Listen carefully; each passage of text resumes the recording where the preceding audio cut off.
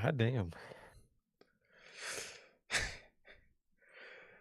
Man, well, it's a great way to start with my camera being out of focus, of course. This is Bell's fault. However, we're back now. We're back. And what is going on, everybody? Thank you guys so very much for joining us here today on a very prediction-heavy episode of the news. As well as actually a decent amount of stories for a rather dead week, I would say, and then a bunch of news started flooding in about Tony Khan. So that's just great. But and we'll get into all that stuff. But yeah, how's everybody doing? Thank you guys for joining us here today on your All-In Eve, as we are one day away, finally, one day away from. Actually, in 24 hours exactly, we will be about an hour into the show. So thank you guys, man, for joining us, like I said, here on your All-In Eve or All-In Evolution Great American Bash Saturday Night's Main Event Weekend. So thank you guys for joining us. If it's your first time watching, you guys do not know how the show works. Every Monday, every Tuesday at 12 p.m. Central, we are on here with Unscripted, and every Friday we are on here at 3 p.m. Central with the news. As for the pay-per-views for both AEW and WWE, we are live directly after the show goes off the air with the official post-show review. So if you guys did miss this past Monday's edition of Unscripted, you guys can now watch that on all platforms.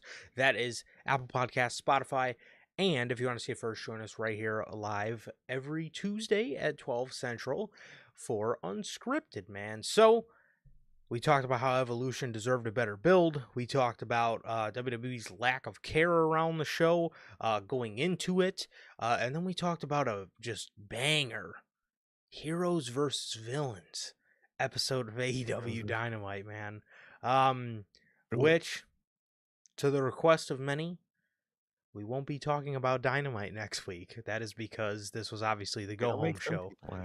Yeah, hey, we might be back in some good graces, man. But with that, if you guys have not got a chance to get your hands on some of the official NHP merchandise, you guys can now find this live on the merch shop.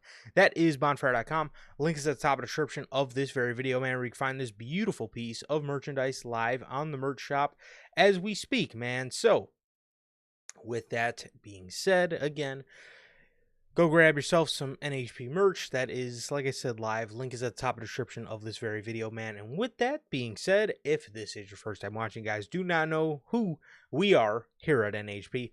I am Johnny, one half of the host of this very show. And as for the other half, we got my man, Sir K here.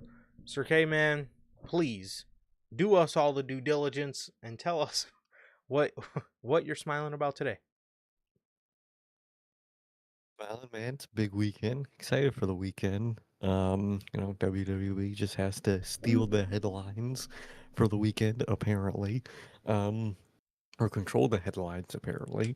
So, got a bunch of shows with them, got all in, and it's a big weekend, man. I'm excited. We're seeing Superman later tonight. Very excited for that. We are.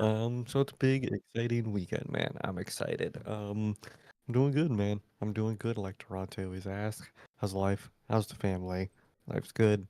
Family's good. How is everybody doing in the live chat? How's everybody doing watching the replay? What about you, bro? How are you doing? Hey, man. Not too shabby, bro. Not too shabby. Trying to... Okay. Well, other than trying to, fix my little video box, I'm doing good, man. I'm doing good. Just chilling, bro. Just chilling, to be honest. Yeah, like you said, going to see Superman. So hearing pretty good things about it. So I'm excited for that. Weekly wrestling TV's been something, so trying to enjoy NBA free agency, which is rather interesting now with all the new rules in place. So, yeah, that's pretty much about it, dude. That's pretty much about it. Just chilling, dude. Just chilling, to be honest. Excited for the weekend.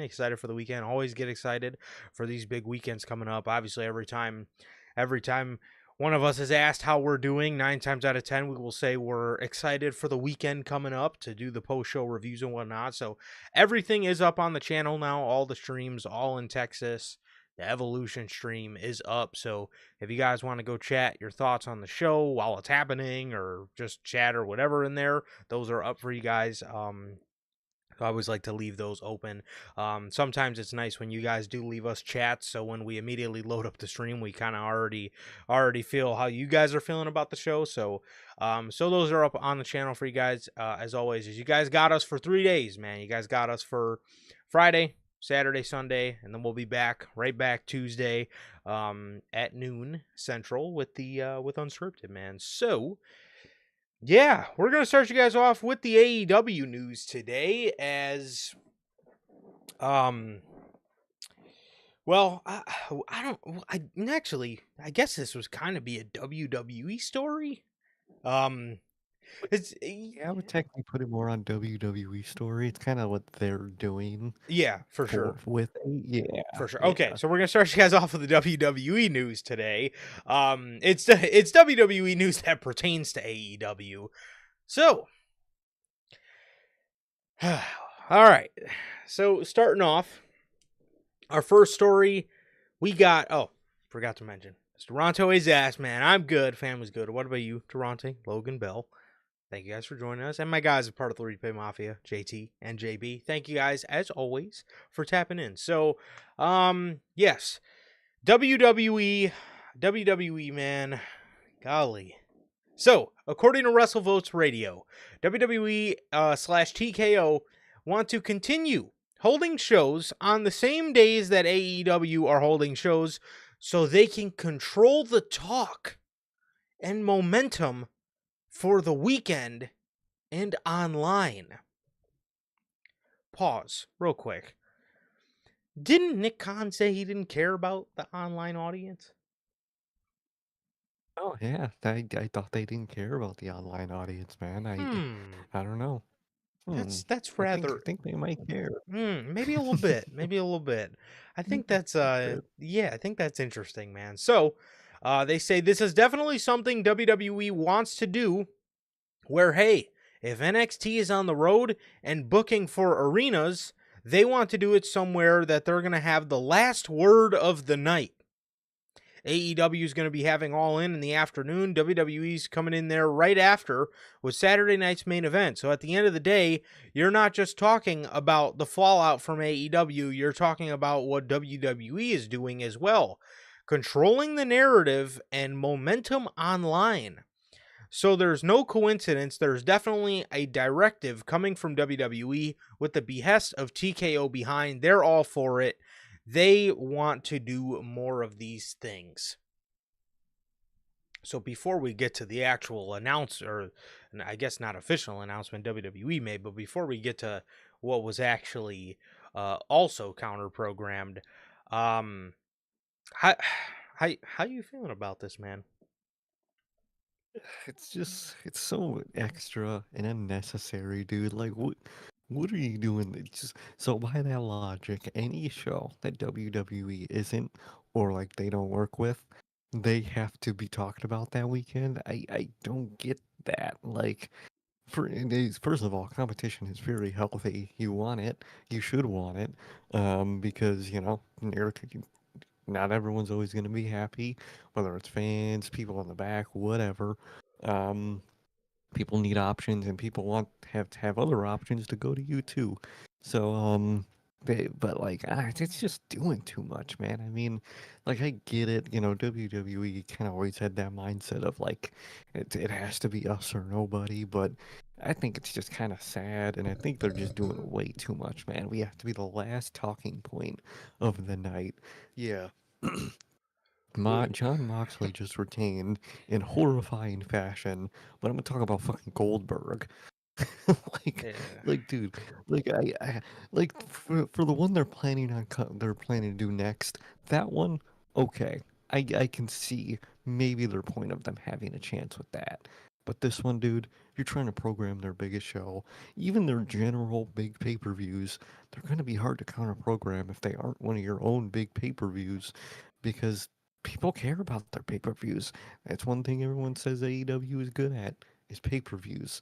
So why are you trying to compete with them on that, even though you don't care about the online reactions, even though you really do? I think it's just so unnecessary, extra, and just annoying, dude. It's like just let them be, dude. Why do you care that much? For sure, man, for sure. So, you know, from a I've always I've always said from a fan's perspective, you know, I love shows on the same weekend. Okay, what WWE's doing is like tomorrow they're running shows damn near from fucking sunrise to sundown. I mean, they are, you know, they announced Saturday night's main event. Then AEW moved the All In time. So then what do they go and do instead of just letting it be? They go and they go and announce the NXT Great American Bash to counter program the All In time. It's like, look, again, from a fan's perspective, from a company perspective, I can see why it's annoying. From a fan's perspective, I really don't mind, again, the same weekend. But the only person that's catering to is the fucking tribalistic fan that, you know, refuses to say, you know, I'm not going to watch the WWE show, so I need an AEW show to watch, or I'm going to boycott All In, so I'm going to watch fucking NXT Great American Bash. Is like, those are the only people that caters to, because let's say they put on like, let's say WWE put on SummerSlam the same day AEW ran All Out and the same time.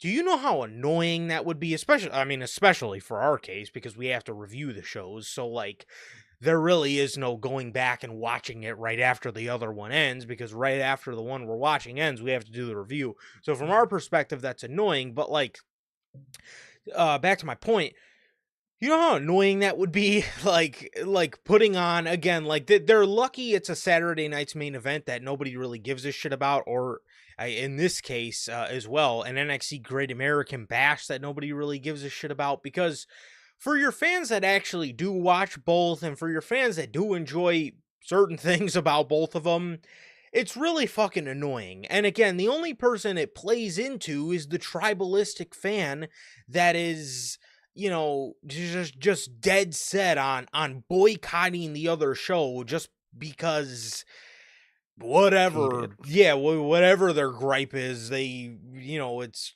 you're gonna die tomorrow or whatever the case may be. But you know, I mean, again, that's the only people it really plays to. But, you know, me personally, man, I never really mind shows on the same weekend. I really don't. Like, I don't mind an Evolution Sunday and an All In on Saturday, you know, because that is one thing. But even in that, dude, WWE, the what they're talking about here is, you know, they want people talking about their show.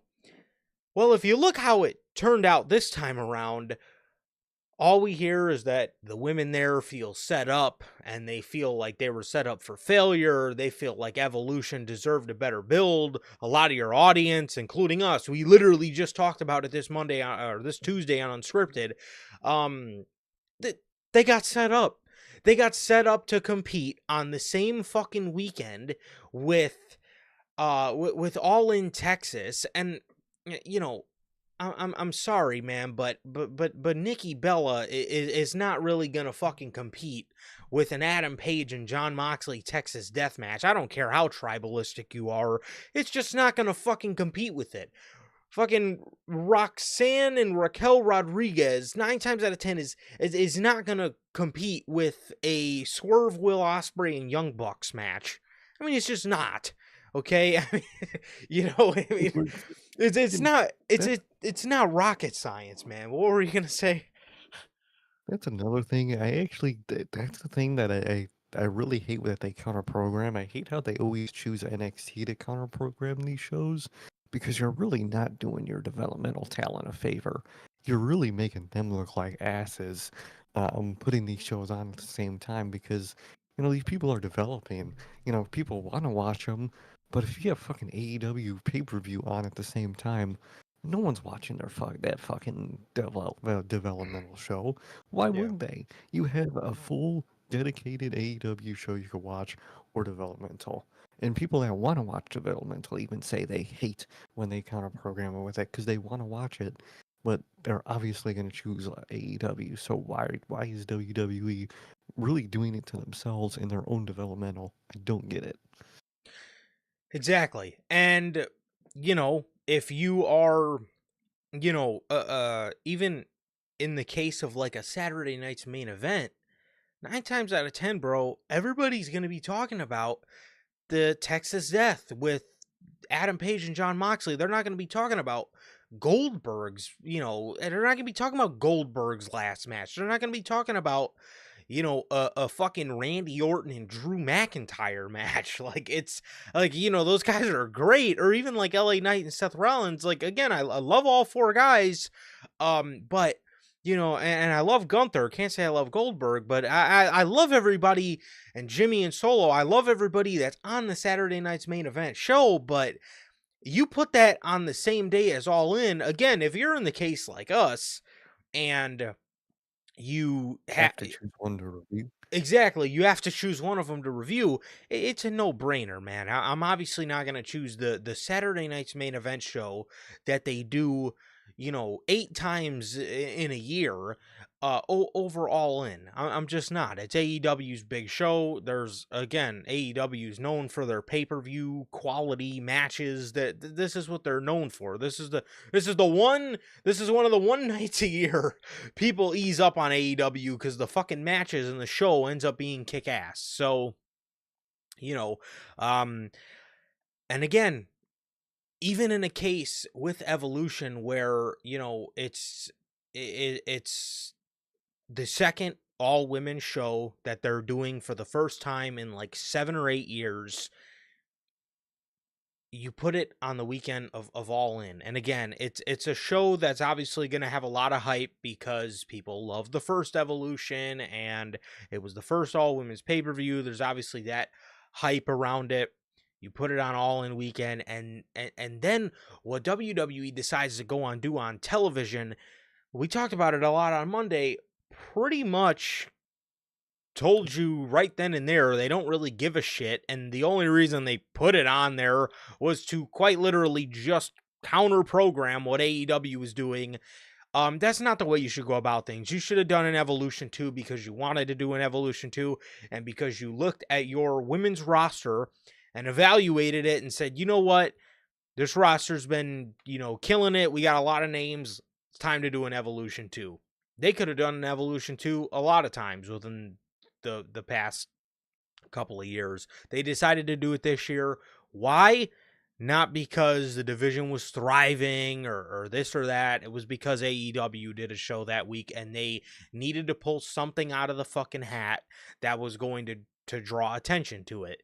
That's not how they should have went about things. And again, they should learn from this. They probably, they won't, because wrestling promotions can never be wrong. But your women feel set up. Their build was lackluster, and it should tell you something about the situation and what exactly WWE is moving with momentum wise going into these weekends, and that's not always a good thing because sometimes the momentum sometimes you have negative momentum. So Exactly. yeah. So this is true. This is true. We were not doing It's true. Saturday night's main event if it was by itself, but if we Fuck were, that.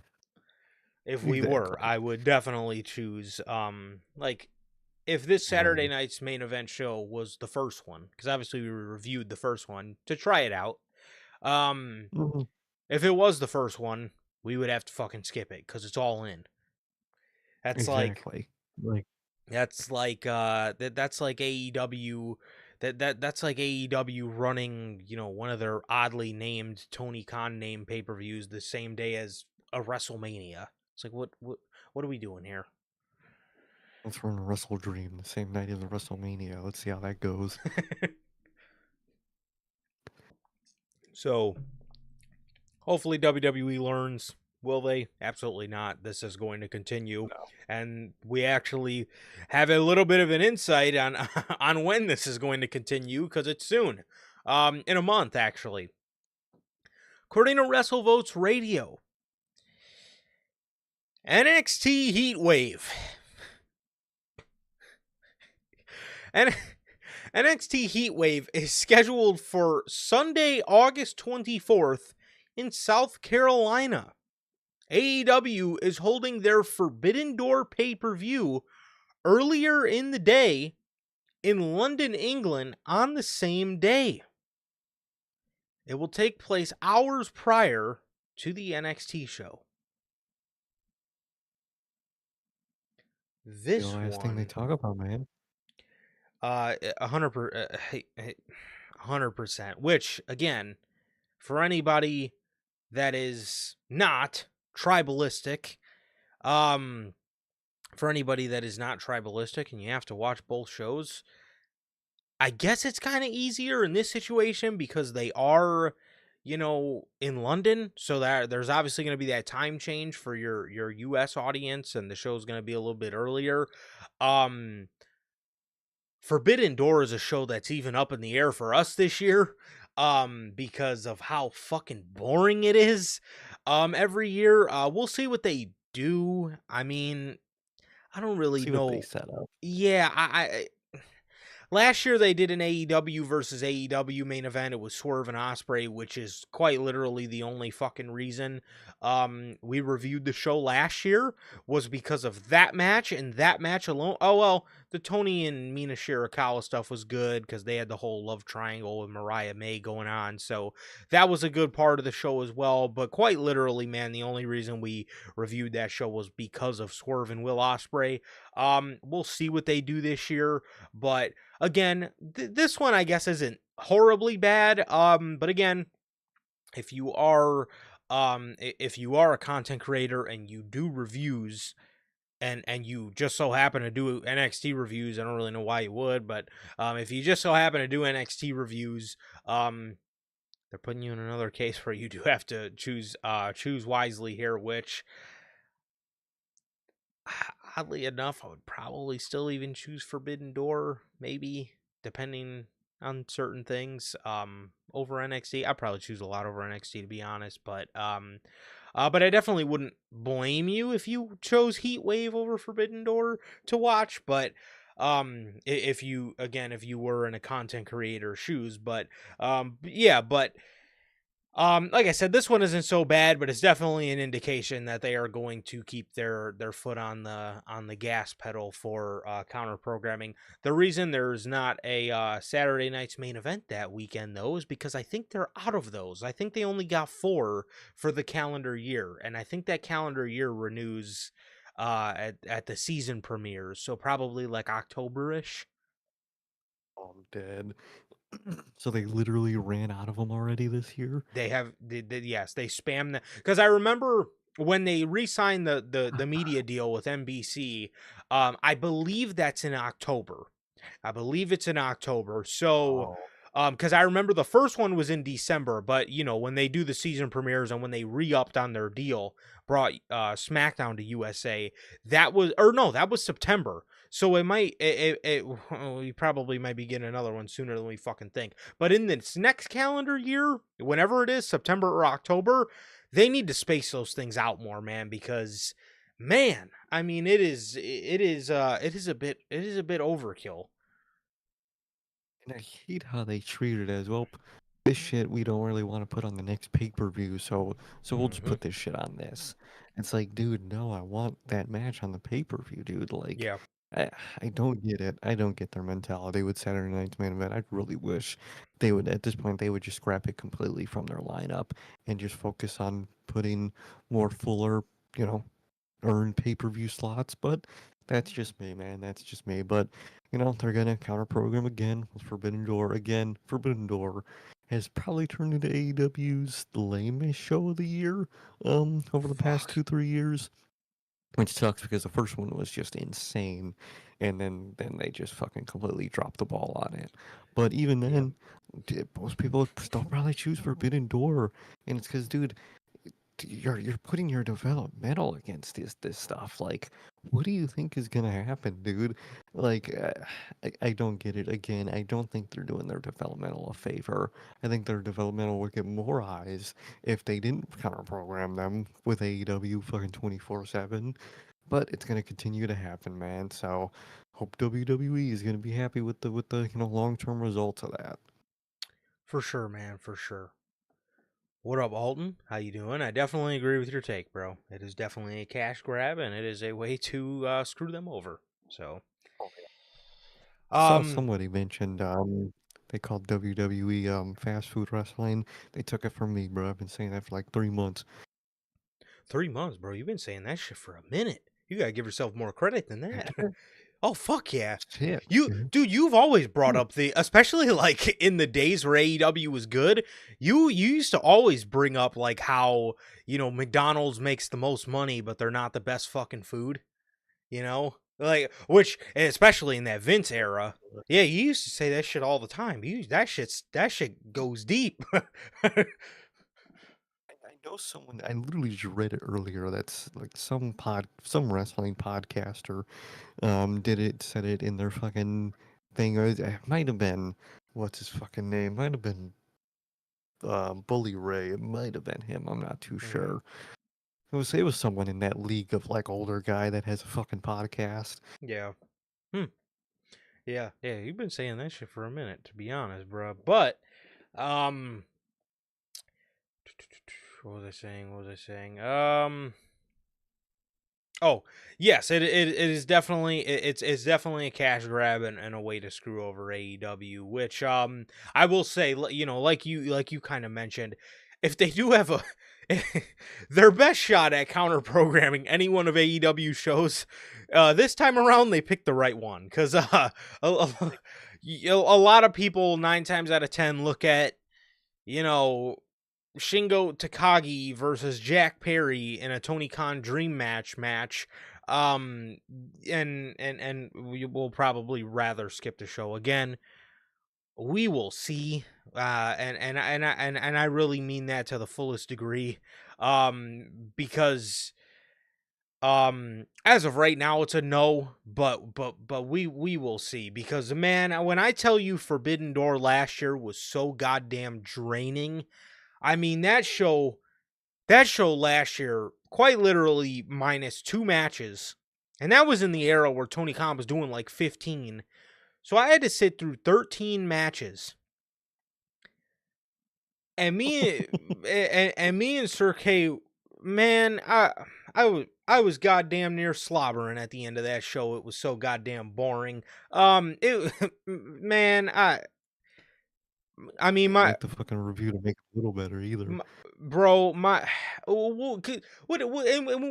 on a review, like last year, what the fuck do I have to talk about?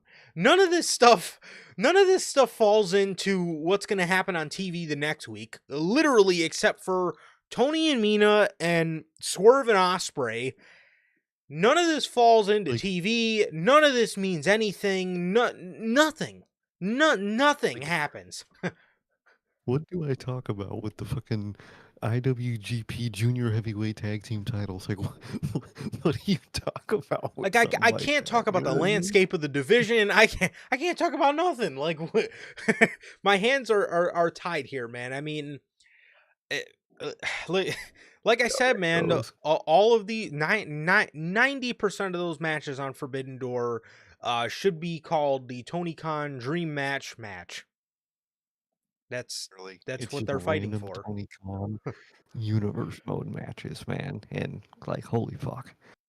Yeah, I mean that's Forbidden Door is me and the guys going through 2K19 and saying, let me put Triple H '01 versus fucking current day, well, at 2018, I guess, current day then, Roman Reigns. Let's see who can Dude, kick out yeah, the most. I mean, what literally. Let's put fucking Taker 97 in there too.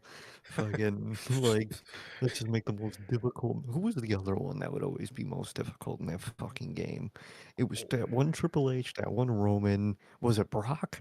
Was Brock the Yes. other big one we would put in the match? Yes, Yes. bro. Or Because that shit would just. I think it was like It was somebody. retro John Cena, was it?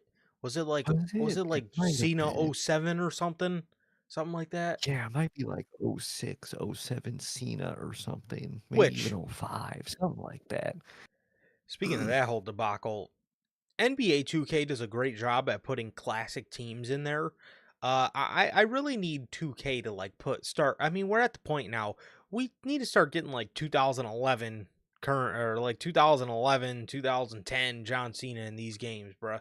Why are we still fucking around with Triple H '01 and we don't have like Triple H fucking '06 in the game?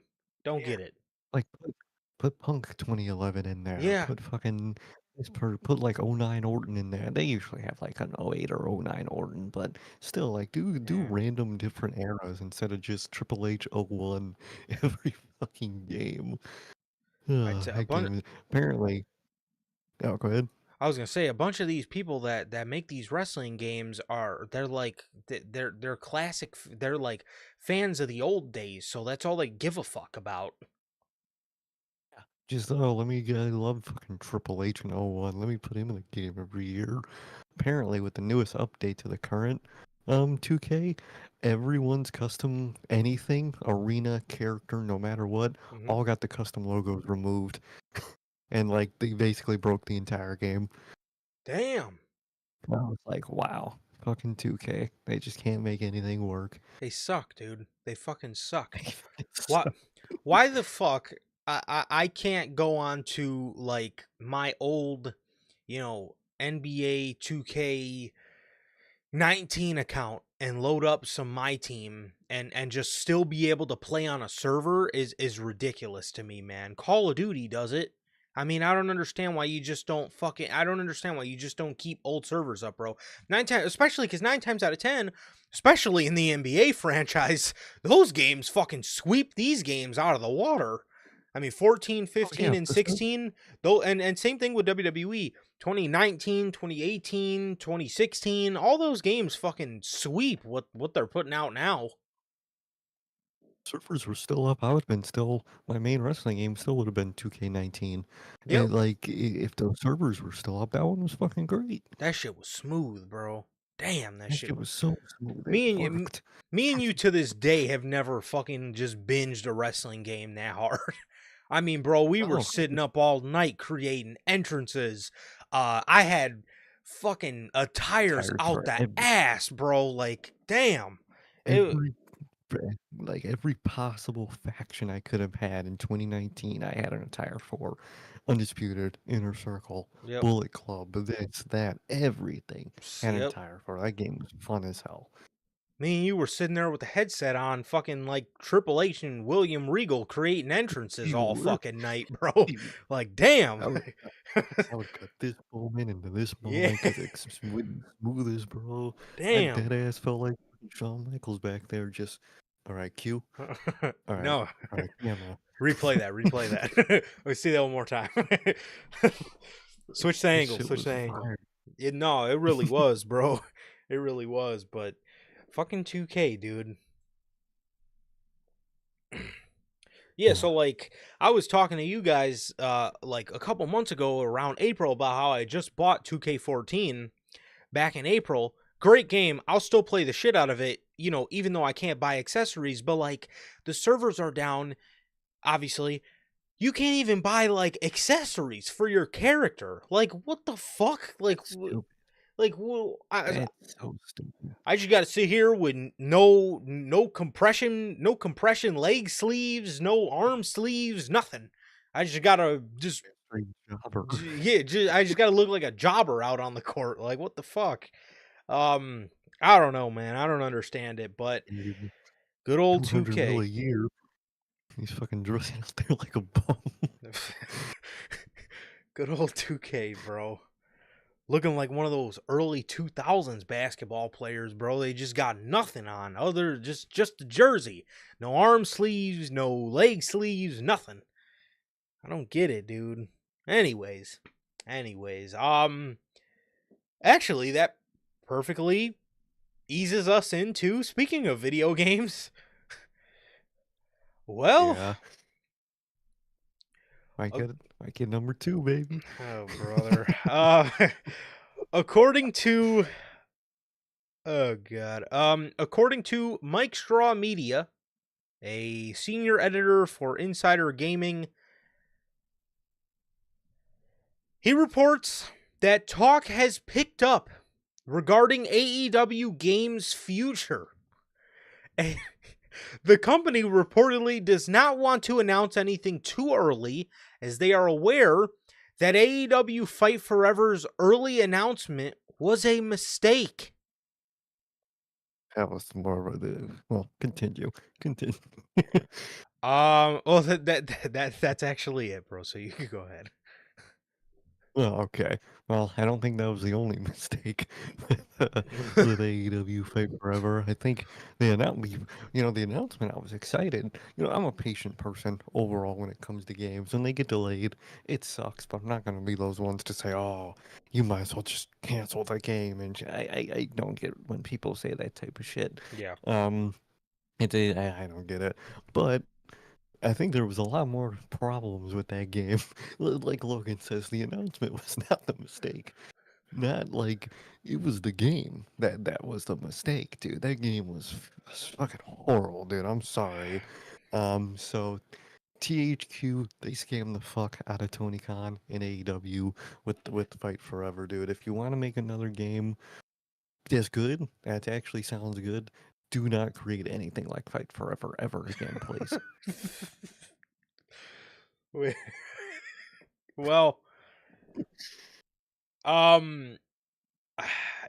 bro.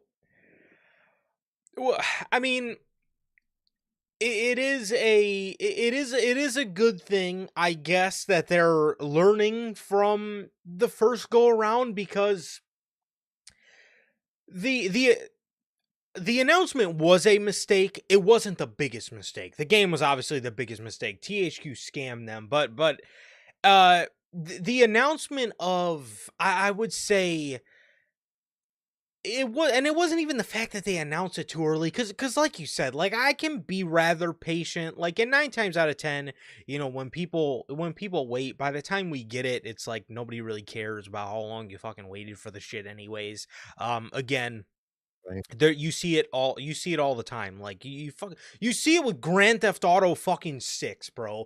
You genuinely have fucking people like, if they do one more delay, then just keep it. Like, yeah, okay, motherfucker. Right. But with Okay, you'll be like buying it for $100, buddy. yeah, or like I see it all the time. Like, I'm gonna boycott it. Like, yeah, oh yeah, my ass. Like, okay, like I fucking say it all the time as a fucking joke. Like because it's so stupid. But anyways, regardless, AEW, it was like, it wasn't even how early they announced it. It was like how much they talked about it during like those initial announcements. Like, this is gonna be one of the greatest wrestling games. This is gonna be like an old school wrestling game, and this is gonna be something that's fun that you could pick up and play. Um, and then like, Like it.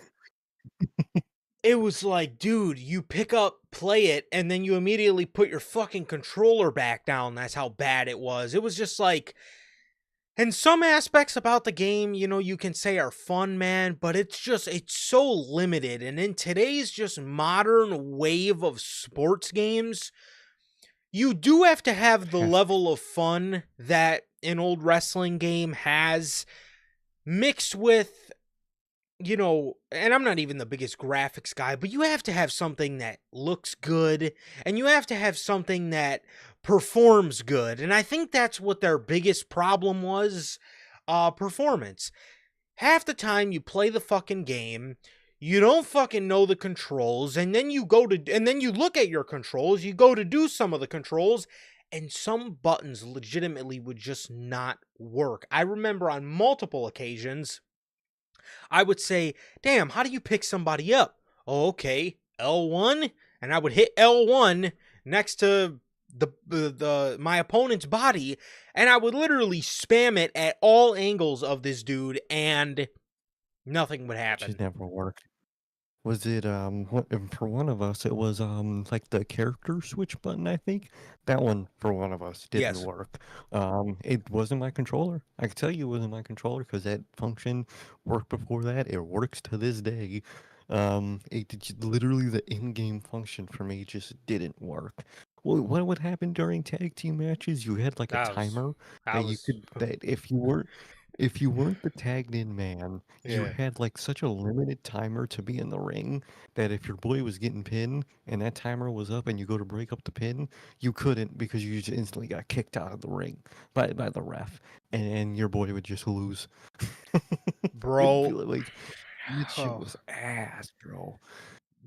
dude, don't even get me started on those damn tag team matches. That which I was and that was like one of the highlights for me of like a 2K18 or 19 or whatever as the tag team matches offer a lot of freedom, right? You can run around, do whatever you want, like they're fun. An AEW Fight Forever, I've never been more fucking aggravated at at a tag team match than those matches we played in AEW Fight Forever, bro. I'll never forget, me and Sir K were playing one on co-op. Um and he was getting pinned, bro, and I think I was Dax. I think we were playing as FTR. And I got in the ring to break up the pin, and my timer was Oh, up of like 5 or 3 seconds or whatever it was. And in the middle of you getting pinned, my dude just cuts to an animation where he just turns around and walks out of the fucking ring, and we lost the match. Like, dude, what is that? Like, and then again, and then they limit all these characters to they limit all these characters to who's in the game and who's not. They charge seasons pass damn near every month for a game that ultimately is not worth all of that, bro. Like, again, at the end of the day, in today's modern age, man, you have to have something that at least somewhat rivals the look of a 2K. That it realistic doesn't. type look to it, man. I mean, it just, I don't know, the game, it looks like, to me, it doesn't look up to par, it doesn't play up to par, it doesn't feel up to par with the today standards of sports games, in my opinion. Exactly. It just didn't. It didn't. Again, we're not graphics demon, but like it didn't look very good. It played horribly, and you need to change a lot with your next game, dude, because you need a whole new restart is what you really need. 100%, man. Again, I'm not saying I'm not saying you got to have something as clean looking as 2K, cuz obviously we all know they're, if they do anything right, it's graphics. Sometimes it is, I don't know if it's lighting and graphics, especially on this new NBA 2K. The fucking lighting's atrocious, um but again, I'm not saying you have to have something that looks identical, but something that looks like it can rival, or just something that looks nice. You know what I mean? I mean, it just, again, nothing was up to par, man. Nothing was up to par with the game. And the announcement and the hype that they put around it did not help the game at all. It didn't, because people were expecting Raw versus SmackDown level of fun, and what they got was, fucking Far Cry 6 level of fun. I mean, Yeah. that was what we got. So, um, yeah, I mean, hopefully it could be better than the next one. If I was Tony Khan, man, I don't know. I would go back to THQ or Nordic or whoever they had do it. I would probably be seeking out a bigger company to do something like that, Yeah, to just so it can look and perform what I'm paying for it. So literally, because most what he definitely. and that was the killer. The fact that he paid a ridiculous bag for that fucking game, you would think that game was Tony Khan taking the cheap way out. And the fact that it wasn't, I mean They scam that's the even, fuck out of them. oh my god, they scammed them, bro. Ah, And those developers were in Cancun, bro. You fucking know they were. They were not working on that fucking game at 100%. all. 100%, man. So AEW Fight Forever, the company is they're talking about a future, talking about a future for it, but they don't want to make any announcements too early. Um for the people that are impatient, this is probably for AEW's best interest because Typically. all it does is peer pressure everybody in AEW and everybody that does their AEW games to want to rush something out that's ultimately not ready. So if I were them, again, just this time around, take your time, don't announce anything too fucking early, and just keep your mouth shut until you have things actually set in stone. I Exactly. I would figure for being the fact that when we have announcements to make, we make sure everything is kind of set in stone first and we keep it under wraps. The fact that a major company did not do that is it says a lot. So That's a lot. yeah, again, no, nothing was up to par, man, and I just really hope that they can get it together on their second swing around. So yeah. Uh so hmm,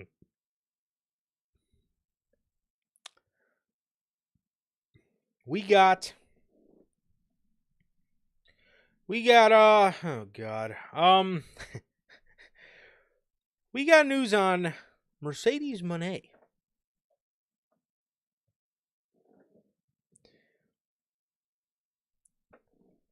Tony Khan, while on the recent AEW All in Texas media call, talked about Mercedes Monet and her creative control, or lack thereof, according to Mr. Khan. Tony Khan clarifies that Mercedes does not have any creative control in AEW. Tony Khan calls the rumors surrounding the topic untrue and ridiculous. He says, I am the only person with creative control over the show. I've had the final say since day one. He says the idea that anybody in AEW has a creative control card, and that's why anybody would get a push here, is because they dictate it.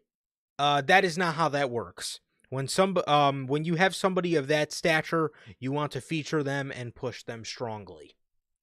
How do you feel about this? Do you feel that Tony Khan is telling the truth here, or do you think he's lying about Mercedes Monet having a creative control card?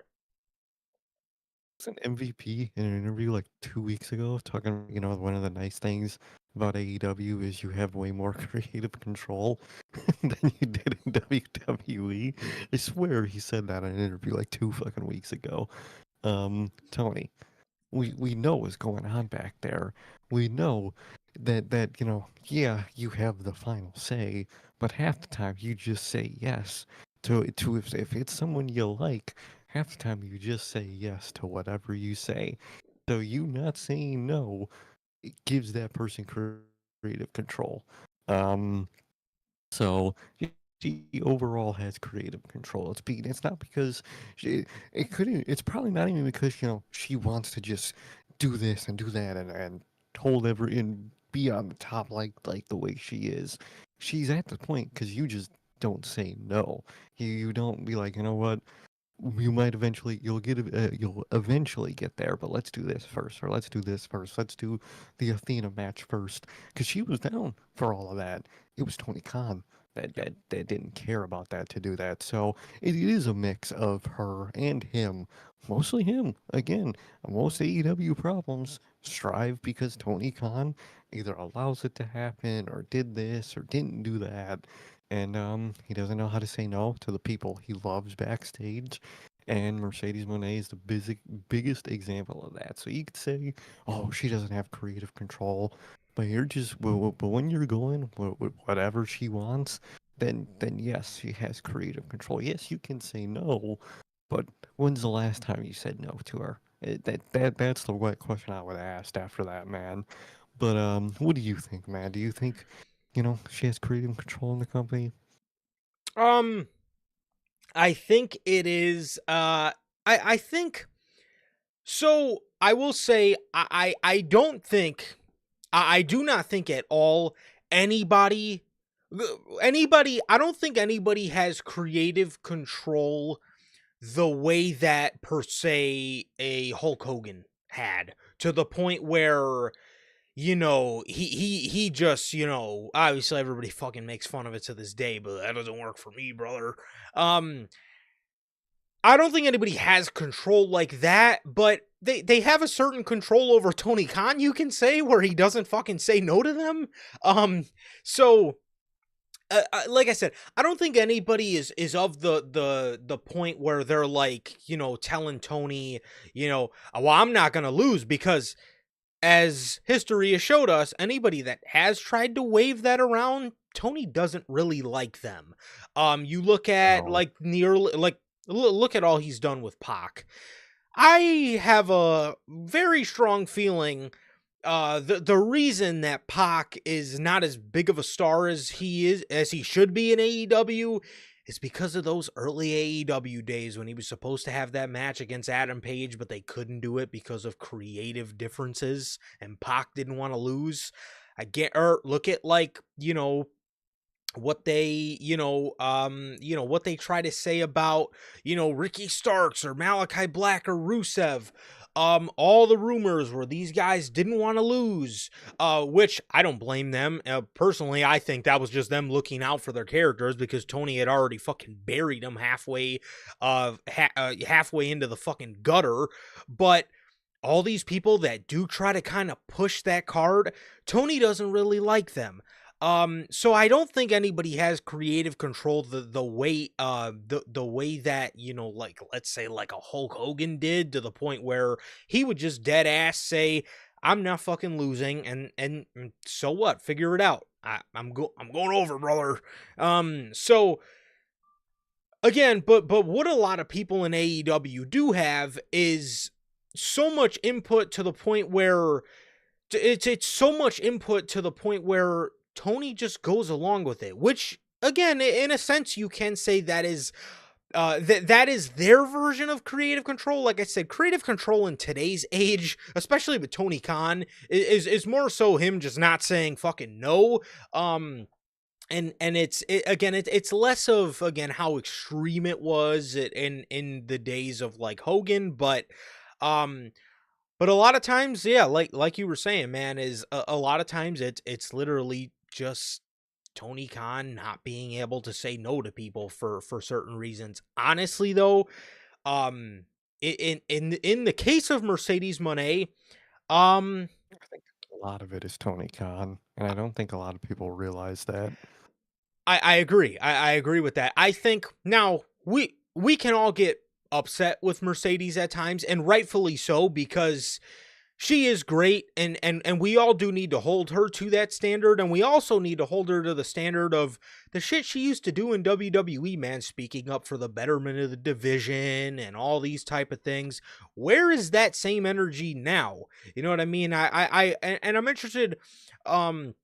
I'm interested to know how much she does speak up for the betterment of the division, or if she is more so just kind of worried about herself nowadays, which it does feel like a little bit of that. And it also feels like a bit of exactly what Tony Khan is doing with Jon Moxley right now, where when he gets in this mindset of wanting to build somebody in God mode, and he just goes balls to the fucking walls. And a lot of times I feel like he does bring things to Mercedes, and maybe she just doesn't say no, and maybe she just doesn't really care about the betterment or the showcase of the division. And I do think it is a lot of Tony Khan wanting to just build her in God mode. But again, we do have to hold Mercedes to that standard of wanting to look out for the division, because it does seem like she doesn't really want to do that. And it seems like Tony Khan doesn't give two fucks about his division either. He just cares about Mercedes because he paid a bag and she knows that that she's a superstar. So Exactly. It really is like a devious combination with those two. yeah. It really is, dude. And it like back when we learned about that Athena situation where the original plan was for, uh Mercedes to have that Athena match, and Tony Khan just didn't go with it. We Yeah. read, Mercedes was down for that. She was down for all of that, and it was Tony Khan that was like, nope, let's just do this instead. So it's really just a devious combo with those two. It's like it reminds me in a sense of like Vince and Brock. Brock's a huge Yeah, superstar. Vince knows it. He's going to push him to the moon, and Brock obviously is not going to fucking tell him, hey, Vince, man, I think we need to put the title on Daniel Bryan for the betterment of the division. Like, he's not going to fucking tell him that. Like, it's Brock Lesnar. Like, he's a fucking superstar. And then in this case, again, which people should hold Mercedes to that, because Mercedes used to do that type of shit in WWE, being there for the betterment of the talent in the division. She gets to AEW, and again, we hear about all these things. Mercedes wanted to lose. Mercedes wanted to face Athena, title for title, whatever the case may be. Tony Khan steps in, says, no, we're not going to do that. I want to do X, Y, and Z, put, 97 and a half championships on you, and, call it a day. She just says, okay, all right. yeah, exactly. But she's just gonna, like you said, with the Brock is the perfect analogy for that. Brock doesn't care about himself enough to be like, yeah, I want to go win this, this, and this. But Vince did, and Brock wouldn't say no. I think it's kind of with Mercedes, where she does like want the accolades that she's getting now. I don't think she would choose the way she would do it, but Tony Khan's choosing it. So she's not saying no, and that's more what I see of it as. For sure, for sure. So again, I don't really think, especially in the situation of Tony and Mercedes, I don't really think there's just one person to blame. Just how in the John Moxley situation, it's not, you can't just blame Moxley, can you? For the quality that he puts out 9 times out of 10, and his talking in circles, and just the just random shit he does on AEW television that just is not really all that great.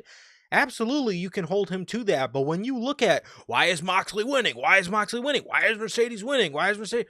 It's Tony Khan. And I know a lot of Yeah, AEW fans are not accustomed to blaming Tony Khan, but at some point you have to, because it's not just the talent's fault. It's his fault too. So, I mean, you can't really hold now one person to it. But again, at the end of the day, man, I mean, it's fucking his fault just as much as it is theirs. It probably even a little bit more. So, I mean, well, it's just it's a lethal combination, bro. It's a lethal fucking combination of somebody who wants to see somebody that the people don't really want to see anymore. The people want to see somebody else. The people want to see said person help the division the same way they used to. And in the case of Moxley and Mercedes, it's very similar. Mercedes and WWE, and Moxley and AEW a few years ago. People that were standard bearers, helped the division type of, just great mentors, great vets in your locker room. And they're being controlled by this evil mastermind that just wants to see them fucking constantly win everything. So, um, yeah, like I said, man, I don't think again, to the level of creative control that a Hulk Hogan had in in WCW, not to that level, I don't think. But again, it's so much creative input, and mixed with a lethal combination of Tony Khan that damn near makes it just unstoppable. So exactly. yeah, I mean, that's that. So, next, keeping the theme of the women's division, we got Britt Baker.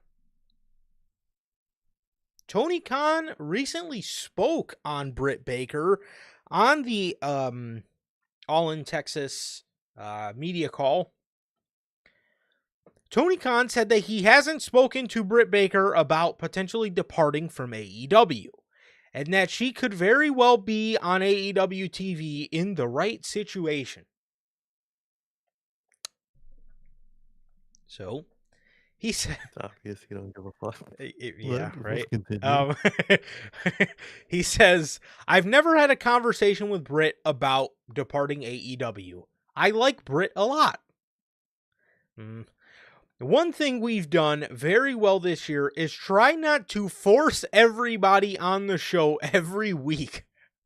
Bro, it's been like 8 months. What? Yeah, but she just kind of calls, hey man, it's been like 6 months. You gonna put me in the show? Just we can't ever have everybody in the show every week. I'll hit you up when we think you should show up. My What? It's been God. 6 months. What do you mean? Fucking you had Orange Cassidy on the show for like 3 years straight. I think that statistic was. What are you talking about? Oh Lord. He says what we've done really well is what we have had is a really well-paced, excellent television show, week in and week out, with a really focused crew. First time I'm hearing about this. What's this show? Yeah, me too. I really want to continue that. Britt is a great example of somebody that is very talented that we can utilize in AEW with the right situation at the right time. Just like in pro sports, when you have some really talented people that aren't necessarily starting every game, at that point, doesn't mean they won't be starting in the future. Yeah, typically in pro sports, Tony, they start in the future because they ask to be fucking traded. Exactly. They finally get put on the fucking court. Like we got this guy on the bench, man. He's all right, man, but we haven't put him on the court in fucking all season. We skipped a whole season, and this fucking dork did not step on the fucking court. It's gonna look great on him. What do you mean? It's been so long. Dude, it's obvious he doesn't care about her, bro. Like, dog. That has got to be one of the absolute worst cop-out answers I've ever seen. Britt is a great example of somebody who's very talented that we could use in AEW in the right situation at the right time. You mean to tell me you found nothing for her to do in the past 8 fucking months? Bro, that's Nothing. probably how fucking Triple H is talking about fucking Mr. Iguana right now. You don't talk about fucking Britt Baker like that. What are you talking about? Wow. and yeah, Look at her. It's it's no, literally how you talk about like your comedy acts on the show. You know what I mean? wow, man, that's how you fucking talk about the Don Callis family. Well, most of the members, They talk about that shit. minus Takeshita and Kyle Fletcher. But Logan brings up a good point too. He says you can only become the starter when you prove that you can play, which requires you to need some playing time. Does anybody fucking think? Does anybody think? The OGs will understand this one, but does anybody fucking think Linsanity would have happened if Mike D'Antoni did not sub Jeremy Lin into the game? Would Linsanity have happened if he sat on the bench? No, because he wouldn't have. That man lit up Madison Square Garden for fucking 2 weeks. It was a great 2-week run. But do you think that would have happened if he would have never got subbed into the fucking game? Like, Wow. What do you expect? You haven't used it for 8 months. It's been 8 months, dog. What do you mean? Like, that is the most I don't give a fuck about this person, but I don't dislike them. So it's literally like, yeah, I don't think he dislikes her, but he obviously doesn't fucking care about her. So why is she still employed, dude? She wants out. It's obvious she wants out. That is ridiculous, man. That is fucking ridiculous, dude. Um, wow. That would legit that like this year, the Dallas Mavericks, bro, that they drafted Cooper Flag for first overall, right? That would be like that would be like them sitting him at the back of the fucking bench and then saying he's really talented. And really talented people can be utilized on the court in the right situation at the right time. Like, what the fuck? Put him on the court. See what the fucking guy can do. Like, what are we doing And here? Like, what? coach What? just goes, one day, that dude's gonna be a great player, a great starter player. Oh, you gonna play him? Nah, that day ain't today. Like, Yeah, well, come on, bro. Like, weak ass mentality, dude. oh Like, dude, my, it's obviously the most I don't care about this person response ever. that It's is like, dude, just let her go. that is a ridiculous ass answer. So, following up with that, Uncle Dave reports Go. after this. He says those in AEW reportedly don't believe don't believe that Britt Baker isn't being used because she wants to leave for WWE. The belief is that she will be back. However, those who absolutely would know would not confirm or deny those reports. She knows. Like, dog. Uh, Well, wait. who do you mean? AEW doesn't believe Britt Baker isn't being used because she wants to leave for WWE. If you believe that that doesn't have something to do with it, you're out of your mind. Like, obviously that's not the, like, we all know, we heard Tony Khan was done with her because of all the drama. Do you think hearing that she wants to go to WWE made that any better or the same? No, it made it Like, worse. like like as a boss, you got this person that's a drama fucking vacuum of your backstage environment, dude. And then you hear, oh, she's looking at leaving eventually too. Like, dude, just let her fucking go. Why What the would you? fuck? What is the point of just keeping her in the fucking at home for no reason, dude? I don't Well, get she's that. in the well, she's being sought out for the right situation. What are you gonna Oh, come she's up with? not. Tony Khan is one of the most uncreative individuals in the wrestling business. I What is he going to create for Britt Baker? Like, what? put money. We will not see her on AEW television ever again at this point. I think she'll leave without ever stepping foot back on television. So what I do you mean you're just waiting for her to give the right call to her? What is that? What does that entail? What does the right call look like then? Tell me, please.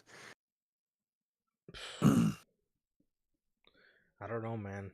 You ask some AEW fans, they might tell you that Queen Aminata's been hinting at a feud for Britt Baker to come back to. You know, who knows? And me, dude. Yeah, I mean, I'm in agreement with you, bro. I honestly would not fucking doubt if we never seen her back on AEW TV ever again. Yeah. What the fuck you mean you when we find out a thing for her, I, it's been 8 months. this is Where's this Jack Perry? legit. This is the same fucking thing we heard with Ricky Starks. Tony Khan was always like, "Oh, I really like Ricky. In the if the situation aligns, Ricky could be back on television."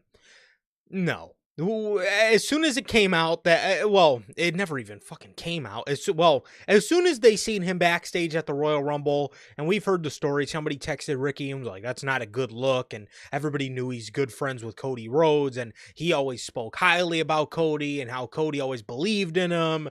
All this shit. Ever since that happened, I'm sorry. It was game over. Tony Khan can sit there and tell you whatever he wants. We like Ricky. We're going to bring Ricky back. He's a great part. I love him. He's a great part of our future. Blah, blah, blah. I mean, that's all I hear, man. He was done with her for the... He was already done with her. I remember that. That was literally what was said, word for word, is that he was done with Britt Baker after the drama. If he was done with her then, what do you think those WWE rumors did at all for that situation? Did it make it better? She might. No. It I made hope it she has a fucking worse. couch, because she's gonna be fucking sleeping on it for the fucking next fucking 9 months of her life, man. She ain't getting off that couch. She better have a nice one, because you ain't never getting called back to work. I'm sorry. Nope. Not at all. So, Uncle Dave, he's got some more for us. He's reporting that Tony Khan really likes Jay White.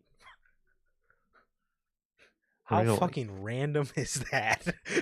I mean, on a random, on a random fucking Tuesday, we are reporting that Tony Khan really likes Jay White.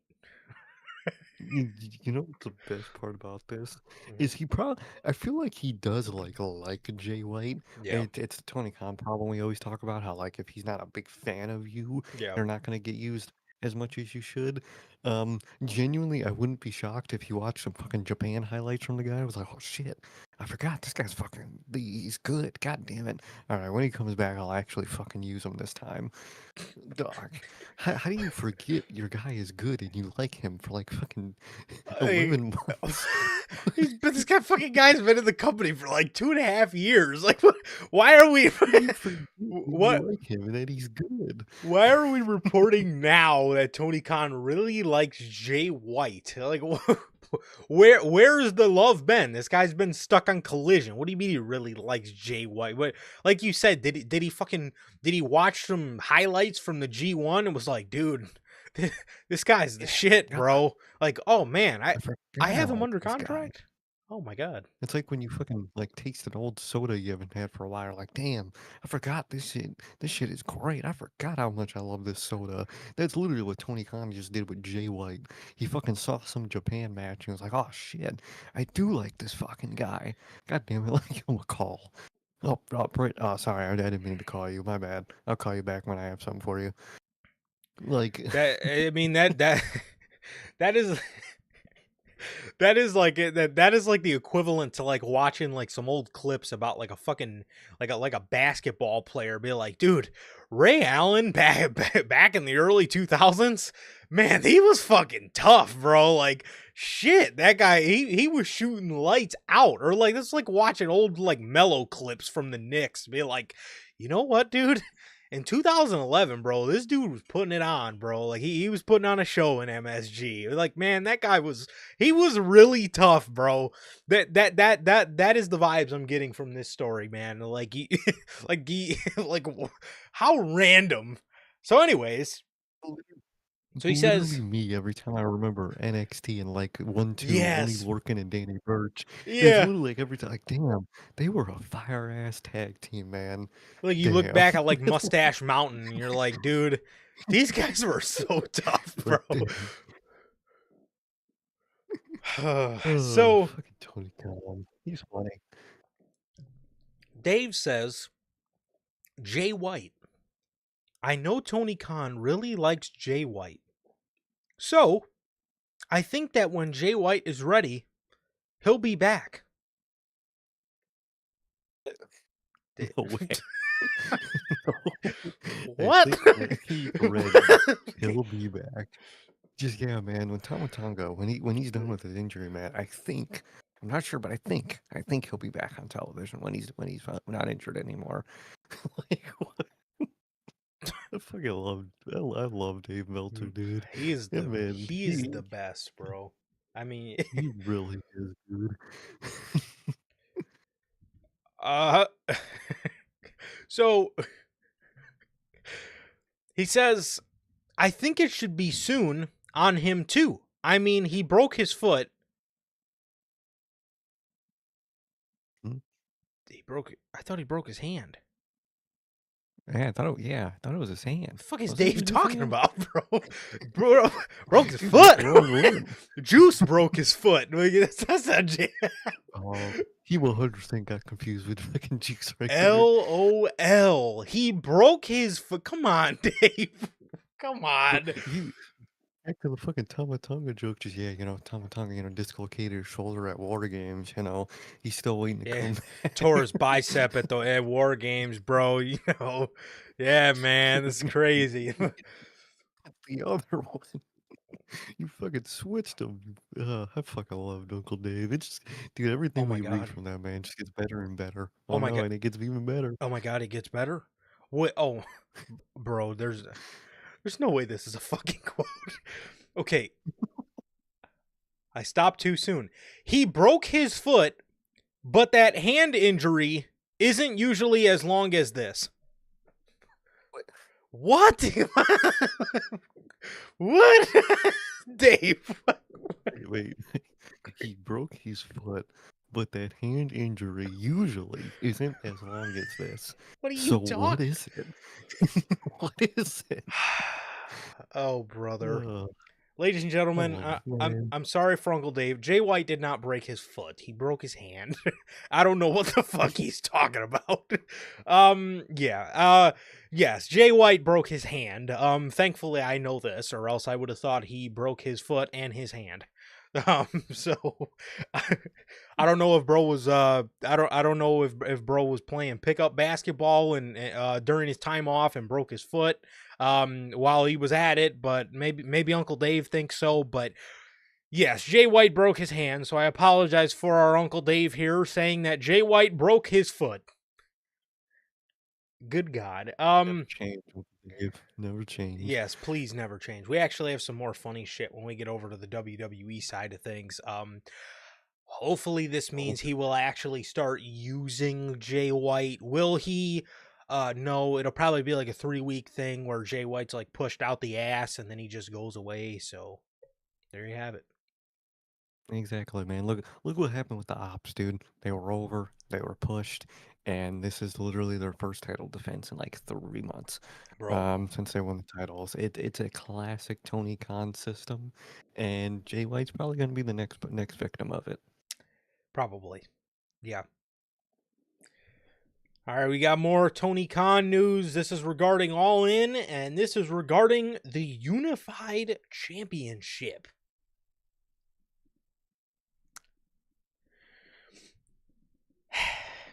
Tony Khan, during the All In Texas media call, addressed the idea of unifying the Continental and International Championships by clarifying that he never said either title would be retired.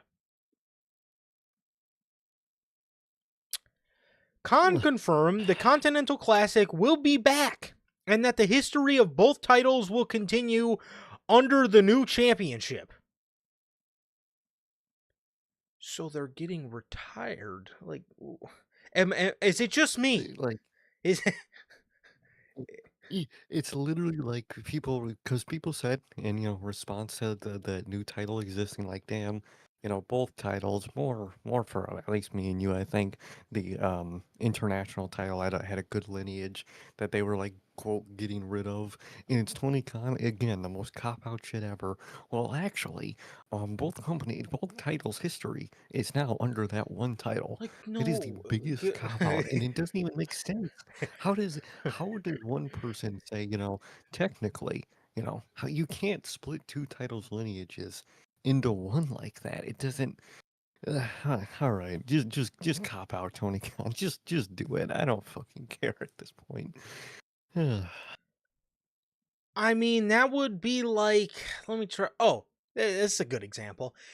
You know how they merged the NXT UK, well, they unified, right? The NXT UK title and the NXT title. That would be like saying, oh, well, because they're unified, Tyler Bate is a former NXT champion. Like, no, he's not. He's a former Oh, NXT UK champion. It don't work like that. It don't fucking work like that. It doesn't. Like, you can't tell me, oh well, Will Ospreay is a former unified champion. He's not. He's a former international champion. You can't. That's not how that fucking works. it's literally not how it works. When they fucking combine the one title and the Universal, they, fucking Kevin Owens wasn't the fucking undisputed WWE undisputed fucking 3 times over, say it 3 times champion. He wasn't. He was the Universal champion. That's only. I mean, that's like, I mean, that with that, that's like saying, oh, well, Trick Williams, because he was NXT champion, that means he's a former NXT UK champion too, because the lineage just moved together. Like, no, they fucking don't. He never Oh, held the fucking title. Like, what? What kind of fucking answer is that, Tony? What is that? Like, no, again, that's like, so with that logic, you're telling me Pac, Orange Cassidy, Will Ospreay, Ray Phoenix, all these people are former, Eddie Kingston are former unified champions now. That's not how that works. The Continental title and the International title will be retired tomorrow evening, and that's it. And you, again, you just dumped it. Continental title had a shit lineage. The International title, in my opinion, I actually like the lineage of it. I think that was their workhorse title that they're getting rid of, and I don't like it. That is the worst fucking answer. That is such a shit answer. It really, really is, man. It's literally the most cop out. Well, actually, it's not getting retired per se. Like, dude, it's fucking getting retired. Just own it. And if you're a real booker, you'll make it so when they book the title so good in the future, people won't care that you retired that lineage. That would That's what you be do, and you won't do that would be right now that. like WWE saying, well, John Cena is a former Universal Champion as well because the lineage of the WWE and the Universal title lived through this title. Like, no, they do not, bro. No, they do not. John Cena, he's the WWE champion. You can't, like, that would be like, that would be the equivalent to them saying that. Like, it doesn't fucking work that way. Like, what? Literally doesn't work that way, bro. Like, Tony Khan confirmed the Continental Classic will be back and that the history of both titles will continue under the new lineage of the unified title. Khan explained he wanted to make this match and event stand out, showing that AEW had multiple men's and multiple women's championships over the past 6 years, and this is their first true winner-take-all match between two champions. I mean, I guess if we want to erase the champion versus champion Moxley and CM Punk matches, but okay. it was the real world. He is still the real world champ. He CM is. Punk is. He is. That fucking never went anywhere. That was so funny, dude. That shit. Even when he was in the company, they weren't doing anything with that shit. It was fucking hilarious. Bro That was was a just funny walking time, around with man. it. And our final piece of AEW news before we jump over the WWE stuff.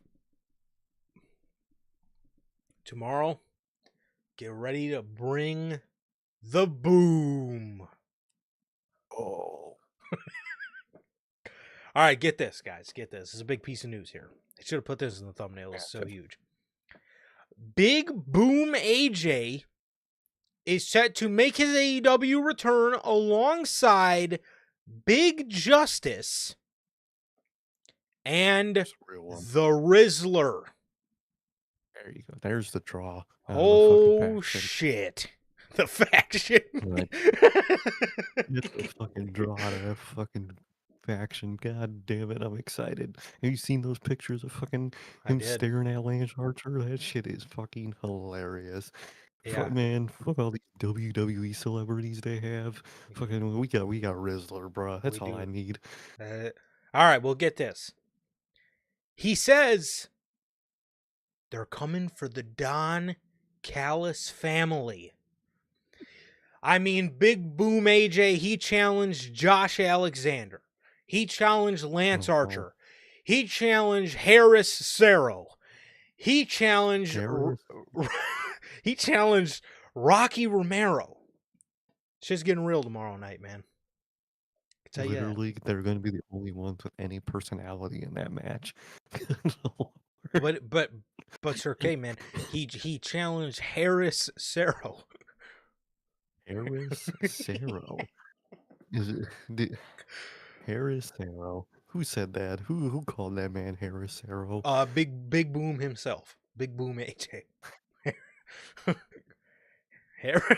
He did like a video out. He did a video outside of Globe Life Field, and he's like, "Who am I gonna challenge?" He's like, "I'll take on anyone: Trent, Josh Alexander, Harris Cero, Lance Archer, Rocky Romero."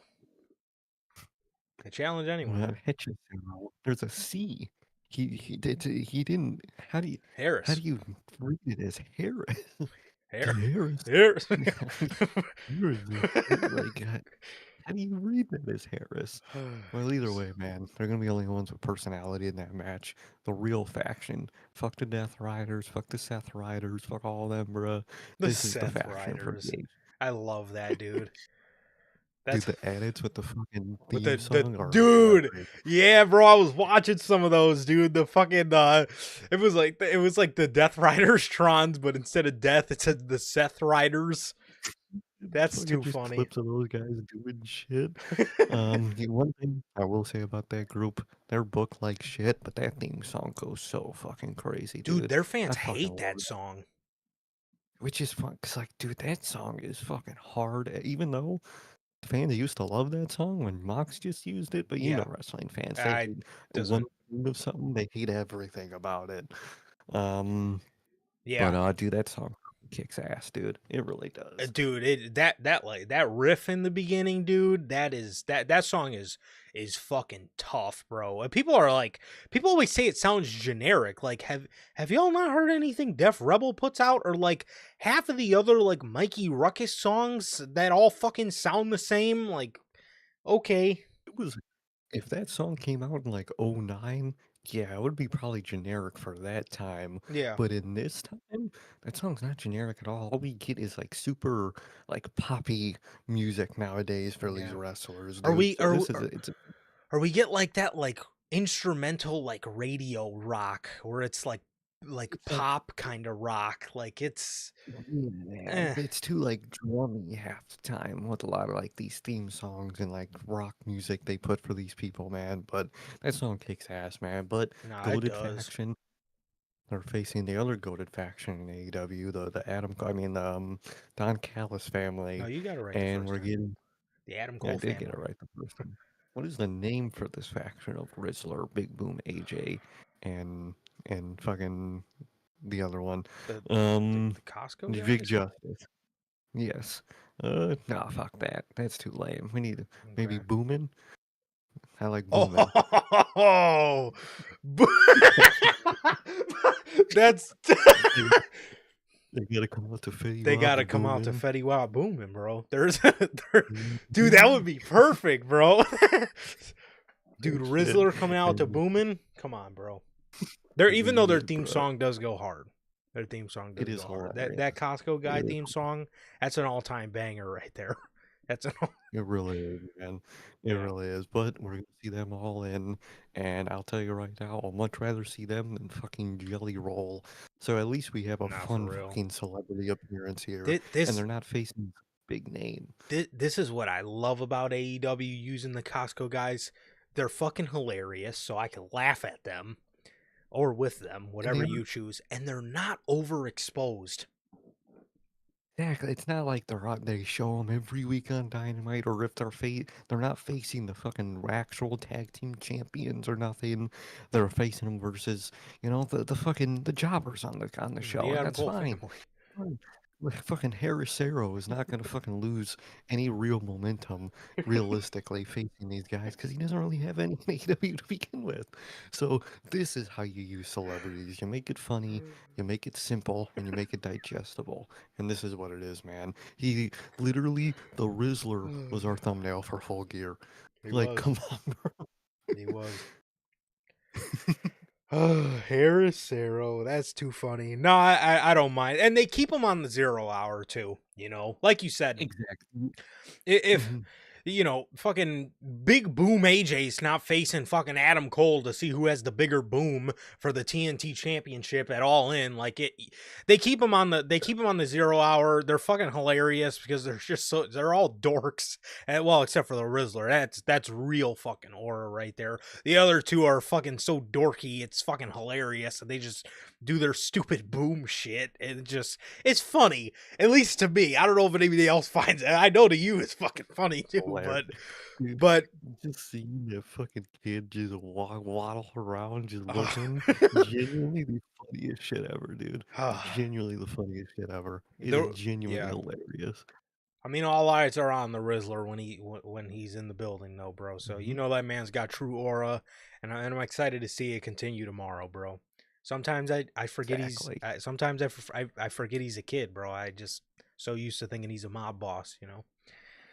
So Most. Yeah, just think about you genuinely forget the Rizzler as a kid sometimes and not some mafia boss. He's just like a 9-year-old Bro, child. have you ever seen the videos of like him and his fucking dad like recreating like scenes from The Godfather? I think I send them to you. It's like those are so funny, No. dude. That kid is fucking hilarious, dude. It's a real celebrity. He really is, bro. He's the goat. So, um, I also fucking love the half the roster in AEW refers to him as Big Riz. I think that's just the funniest thing ever, dude.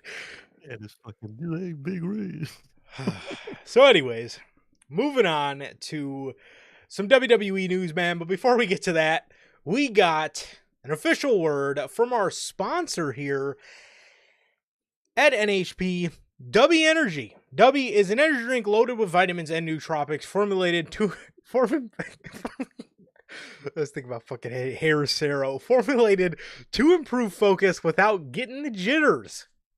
W is a clean formula that is sugar-free, 0 calorie, free from fillers and artificial colorings, with 150 milligrams of caffeine per serving. You can get your W products today with the link below and code NHP at checkout to save yourselves 10% on your next W purchase. Always gotta shout out Dubby, man. Whether it's work, workout, it is gonna be a long weekend for everybody. Yes. If you are a wrestling fan, which I'm sure you are watching this, 3 WWE shows, 1 AEW show. If you don't want to fall asleep during any of them, try Dubby. It'll keep you up. You won't have the jitters, and it'll taste good all at the same time. Well, there you have it, man. As always, thank you. Thank you very much to the great people over at W, the official sponsor of what we do here at NHP. So, man. Okay, moving on to WWE. We're going to start you guys off with the Tribal Chief. Mm. Tribal Chief 1, to be exact. WrestleVotes is reporting. So we brought to you guys last week. I'm not sure if it was by WrestleVotes or not, but we brought to you guys last week. They were thinking about new monikers, new alternative monikers for the Tribal Chief. Well, it seems like we have gotten one. As the leading idea is to label Roman Reigns as Tribal Chief 1 or OTC 1 upon his return to TV. Now, I have heard, this is just rumors, I have heard we're either looking at Saturday night's main event or SummerSlam for his return. So, Well, I hope it's fucking tomorrow, or else he's gonna be there for like 3 weeks and then fucking dip out for the movie. I mean, legit, this is exactly what we did last year, bro. We kept Roman out Literally. from Mania all summer and returned him at SummerSlam. Like, what are we doing? What? I don't get the point, man, but I feel like this nickname is connect. Do you know how they always call Cody, the quarterback of the company, the QB1. QB1? Yep. I think soon we'll see an official trademark from WWE for QB1 for Cody, and I think they're gonna like play a thing on those with those two, either having a program against each other, or maybe even working together, or more likely against each other. It all depends on how SummerSlam goes. Who's heel, who's not leaving SummerSlam. I think it connects back to Cody. I think it does. Yeah, because obviously at this point Roman is a full blown babyface, has been for a minute. So Mhm. you bring Roman Yeah. back, again he's like I said, he's babyface, arguably the biggest babyface in the company when he's there. Um, that is very interesting. Like you talk about with the Cody thing, and will Cody turn heel? Will they have the fucking balls to do it? Um, like you said, Cody refers to himself as QB1. Now we're getting TC1 or OTC1. That's interesting. And it's Very. also interesting too because upon this, if he's calling himself OTC1, is there going to be somebody else to come along and try to take the tribal chief moniker? That's also Fucking another hope not. possibility. Because we already kind of ran that game with Solo, and if it were to be anybody, I feel like it would be him. But you know, um, That I don't. Again, maybe they could like try to repair the damage that did. Because at the end of the day, Cody should have, or not Cody, Solo should have won that at this point. He really should yeah, have, and he didn't. So maybe they're gonna try to repair it, but I don't know. it's very interesting that Roman is even coming back, being referred to as the tribal chief, because I remember when he talked about how he didn't have his wise man anymore, that was the last we were going to see of the tribal chief character. So maybe he will still be called the tribal chief because, obviously WWE knows that's marketable as fuck and that's a badass nickname. But I'm just very interested to see the context of his character, how he acts, and is he remorseful or anything like that going into the show. I'm very interested to see how that plays out. So but yeah, it is very interesting, like you said, the whole Cody thing, and like I really hope they do it, man. I really hope they actually have the balls to do it. Will they? We'll just have to wait and see, but hopefully.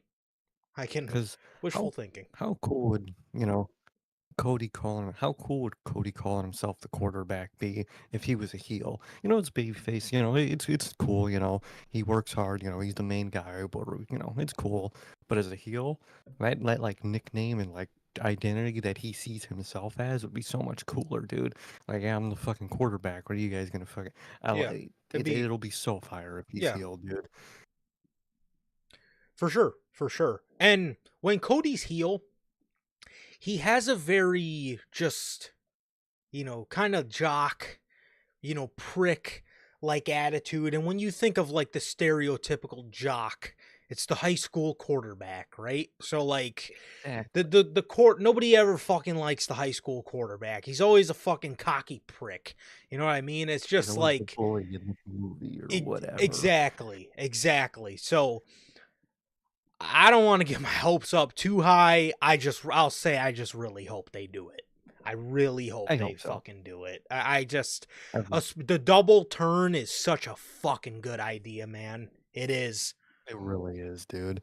It really fucking is. So OTC1 it is. So see how that plays out. I've seen a lot of people ragging on the name. I don't really see anything wrong with it, but I mean, what do people expect? It's WWE. They yeah, they find a nickname that sells. They're gonna fucking stick with it. Look at Yeet, bro. Like in OCC Tribal Chief, it's not going away anytime soon. No matter what people want to think. yeah. Or like the American Nightmare.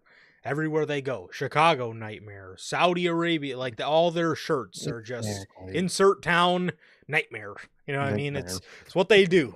It's what they do, The man. Nightmare Family. Oh Like God, come please don't on. talk about that. Go to faction.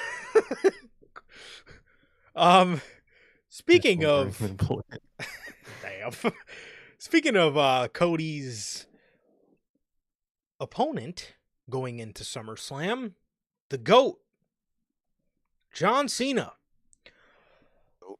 According to NewJersey.com, John Cena is out in New Jersey to film his upcoming Netflix movie, Little Brother. Cena is currently scheduled for one TV appearance this month. Oh God.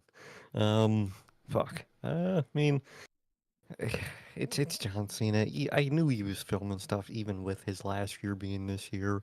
Um, I I just really hope they could pick it up those last like 3 months.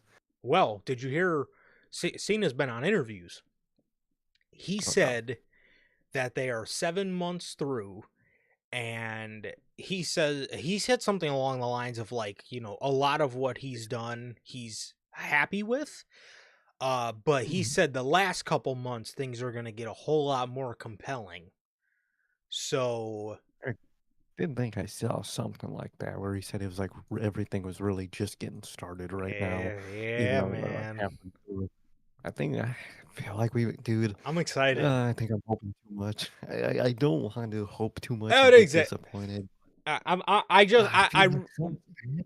whatever it is, you better do this man justice. Okay, you better do him justice in his last 5 months, because goddamn. I really hope he's right about that, because again, I think it's been fine up to this point, but to hear about it maybe getting a little more compelling, that excites me, because it obviously brings up what I want to see, that double turn, bruh. So, I would love that. I would love that. I think Exactly. that shit would. I mean, could you imagine maybe the reason they did the Orton and the Punk match so early is because during the later half, he's gonna, be like siding with those guys once again. That feel good story ending could be pretty fire, bro. Back up and maybe like what, you're good now. Well, I got your back, man. I got your back for this last run. Yeah. I like that because they're all gonna feel betrayed by Cody. Imagine if Cody turns first before Orton. You know how like Orton's gonna That feel about that. he's Like that's good. he's I would gonna. actually want that at this point. I was. I don't know how.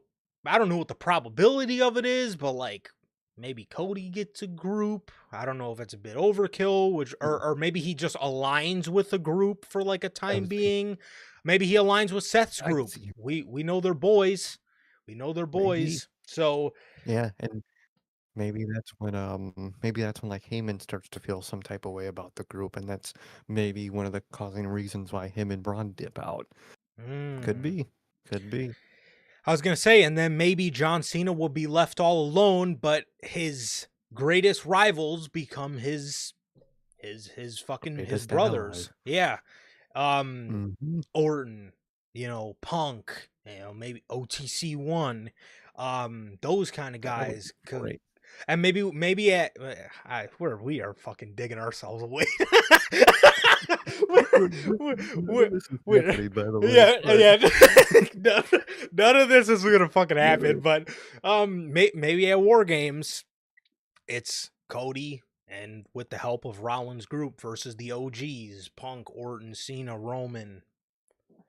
Yeah, none of this is fucking happening. But Seth Ryder, those no, that's happening. But it's gonna be the the most generic Raw babyface group versus Seth Riders ever. the That's what Nightmare fucking War Seth Games Riders. is gonna. The Nightmare Seth Riders. That would be The pretty Nightmare hard, Riders. bro. That that would be Would pretty be really hard, tough man. though, but.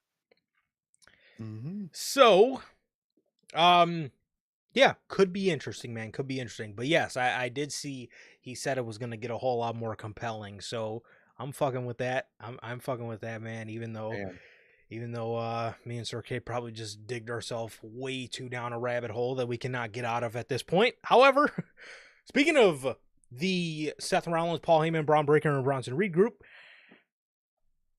according to Bodyslam.net,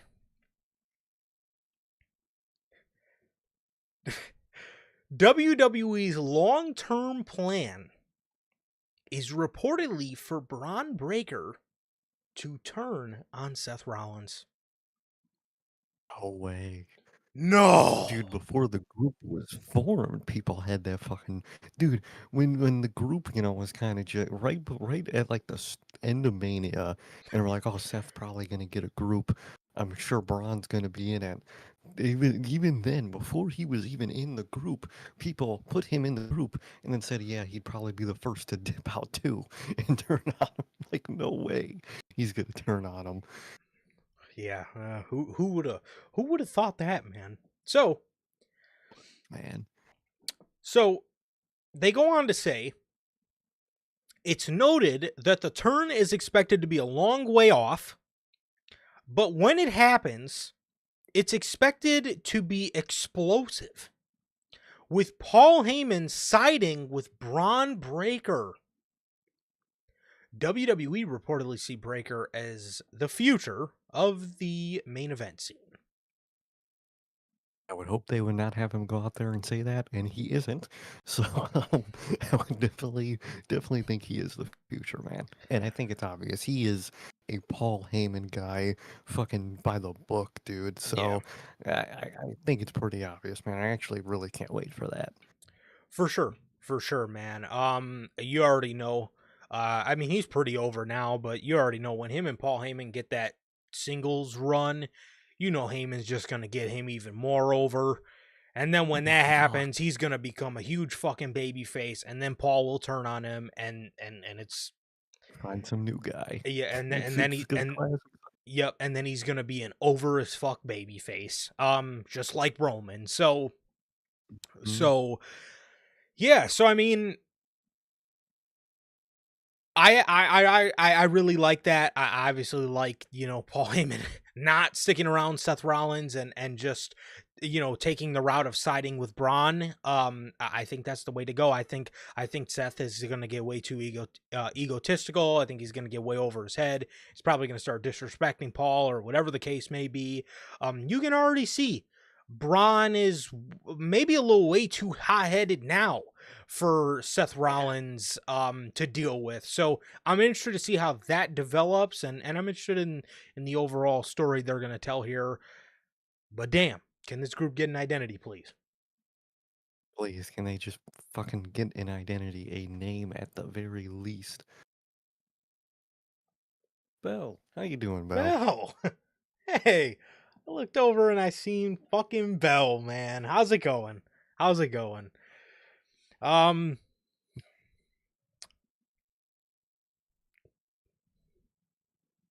very interesting. Very interesting. What what is What Sardinia? is Sar? Hey, I'm looking. I thought you knew. I I thought No, Sardinia. Let me see. Hold on. Sardinia. Think it's. I think it might be a reality TV show. Oh, is it F1? It might be F1. makes sense. Oh, I think it's F1. That makes sense. That makes a lot of sense. Bell, Okay, you're cool. I think number that's 3 in that's XP today. Bell has 50 XP. in Italy. There we go. It's in Italy. Thank God. There you go. I'm an ignorant American. I have no idea There about the you European, there. countries and whatnot. So, I totally knew that, but you know, genuinely, I was gonna guess like near Russia or something. I was about to completely off base, man. So, thank you. Thank you. gotcha, gotcha. Um, so let's see. Shayna Baszler. Let's get this out of the way. According to Body That's Slam, interesting. yeah, for sure. Shayna Baszler was reportedly listed as a producer for last night's NXT. She was listed alongside Chris Gerard for the Kalani Jordan and Laney Reed match. WWE released her on May 2nd as a part of Talent Cuts. What are you laughing at, man? You're not a big Laney Reed guy. His names, bro. Laney Reed. What the? What? Laney Reed. no, Good God, dude. You're not fucking with Lainey Reed. All right. No. All right. God. Hey man. Well, I'm sorry to all the AEW fans. They did it again. Shayna Baszler was supposed to be in the Death Riders, to be with Marina Shafir.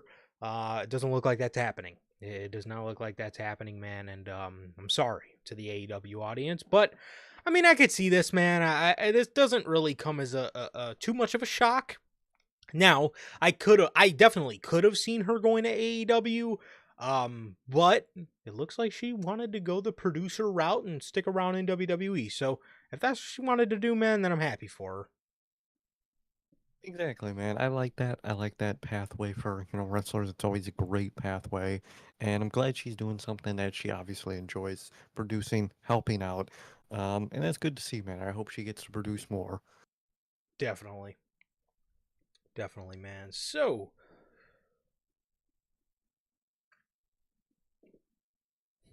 Tyler Bate. Tyler Bate provided an update on his status via Instagram saying that he is not injured and just waiting. Now, if you remember last week, we heard from Uncle Dave. He gave us the scoop that Tyler Bate and Pete Dunne were both injured. Oop was fucking wrong. Dude, you know what I honestly think it is, bro? I think Dave had no idea that they came back and just remembered the initial Tyler Bate injury. And I genuinely think he had no idea that that Tyler Bate ever came back. Like didn't Bro, because he came back in the most random spot ever and hasn't been used since. He came back on the European tour. They New Catch challenged New Day, and they lost in their return match, and that was the last we seen of them other than main event. So Yeah, he probably didn't remember that they came back in the first place. But 100%. he's sitting there waiting, man, and Nick Khan, man, they don't bench people. Yeah, not at all. It's not what they do. No, Yeah, not at so all. another funny moment from Dave Meltzer. Yes, I genuinely think that he completely forgot that Tyler Bate ever came back in the first place and just thought he was still injured from I think it was a pec injury that he suffered. I think it was. So, yeah, I think he tore his pec. So, LOL. Gotta love Dave.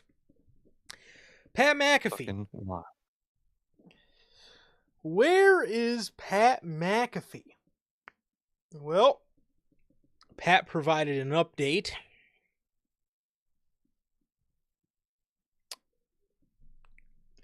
I'm trying to provide the update for you if this will load. Here we go. Okay, here we go.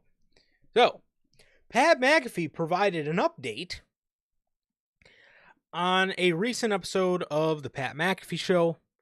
The former NFL punter and WWE commentator opened up about why he's been off WWE TV after balancing ESPN's College Game Day and WWE's intense schedule. McAfee admitted he needed a break. Continuing to just kind of catch up on life as a whole. He said, I was getting pretty exhausted there, so shout out to everybody at the WWE for looking out for me too. Very thankful. Yeah, that product's boring as fuck to that man right now. Yeah. I think it is. I think an aspect of just, wanting, some at-home time is very true, but I think it's also that product is boring as fuck right now, and I don't think he's excited about it. Yeah. And that is very understandable. It was for sure a mix of, dude, I don't even think his last couple weeks, he wasn't even like standing on the table and doing his Jey Uso thing. I think he was dead ass just standing up. Like, I don't even think he was up, just talking. Yeah, I was like, yeah, I don't know.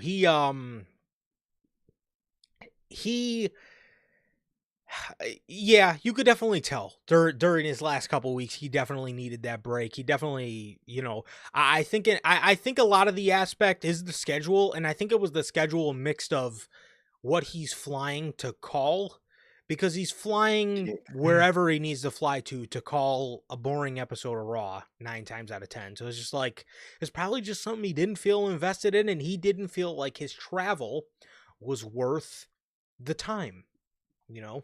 Yeah. He probably didn't, and I don't really blame him. So, Yeah. yeah, I don't really blame him in all this. I'm sure he'll be back. Bro, I wouldn't be shocked if it's at SummerSlam and then like post SummerSlam.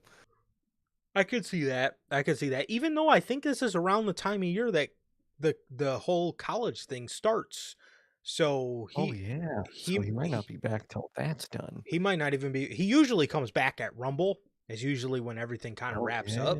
So we might not see him again till January. So so wouldn't be interesting. shocked. Very interesting Hmm. to see. But yeah. So hope Pat is doing all right, and hope he is getting rejuvenated, man, because I definitely get it, man. We're definitely in an age right now where the WWE product isn't necessarily lighting the world on fire. It's kind of it kind of just feels in autopilot at the moment. So yeah. Technically. And with our last story before we get to these 20,000 predictions we have to go over, via PW Insider, Jelly Roll has been training to make his WWE in-ring debut at SummerSlam next month. Now, PW Insider gave an update today stating that WWE sources this morning stated the Jelly Roll storyline will see the actor and singer clash with Logan Paul.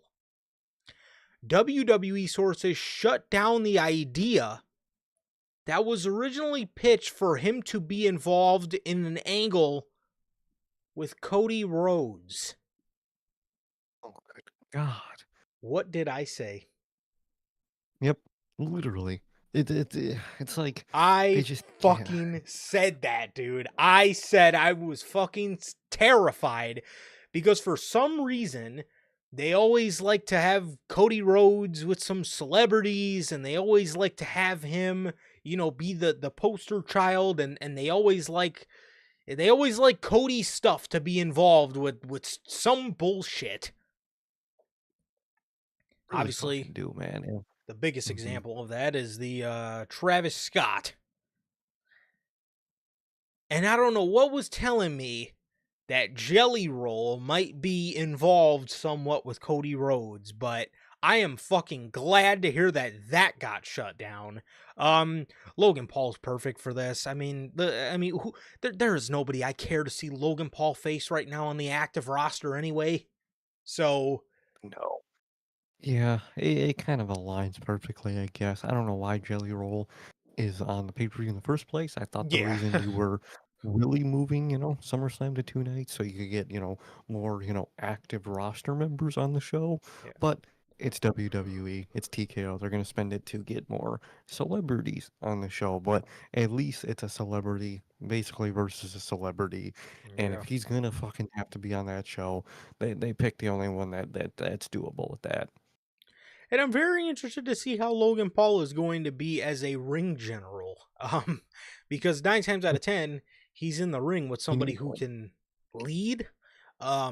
So this should be interesting to see. But um, do I want it on the show? No, I would prefer it not to be. But I mean, if you really had both of them on the show, I would rather them face each other than have Logan Paul get involved with some random person on the roster that shouldn't be having the Logan Paul match, and Jelly Roll involved with somebody who should not be facing Jelly Roll. So, I mean, it is what it Exactly. is. So, WWE's got to, throw the celebrities, they want to get their headlines or whatever the case is. But yeah, I mean, I don't, look, man, I don't, it is again what I don't want it on the show, but if it were to be on the show, just kill two birds with one stone and put these two in the same match. Exactly. So it's only about 20 minutes of our time wasted rather than 40 across two matches. Literally. So yeah, I mean, Please. it is what it is. They're going to do it. So Mhm. So now for our predictions. Good God. We're going to start you guys off with the show that everybody cares about the least, and that is Saturday night's main event. As Saturday night's main event, we're getting that out the way first. We will not be doing a Saturday night's main event review at all. Again, if anything happens, we'll fill you guys in. We'll be here for the next 3 days. So if fucking Talk about whatever I was gonna Roman Reigns definitely returns. exactly if Roman Reigns comes back, if you know, Jesus Christ himself comes down from the heavens to grace us with his presence at Saturday night's main event, we'll either talk about it, I'm sure, at the end of the All In review or in the beginning of the Evolution review. So yeah, Exactly. we'll talk about all that good stuff. Then so yes, like I said, we're gonna start you guys off with Saturday night's main event. So the first match, Randy Orton versus Drew McIntyre. In a match that absolutely nobody asked for.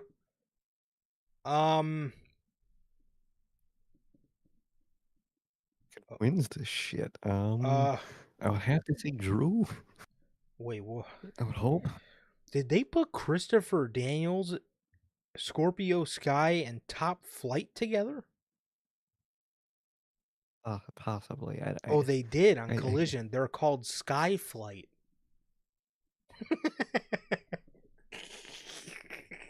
The fuck? Okay. I flipped. All right, I guess.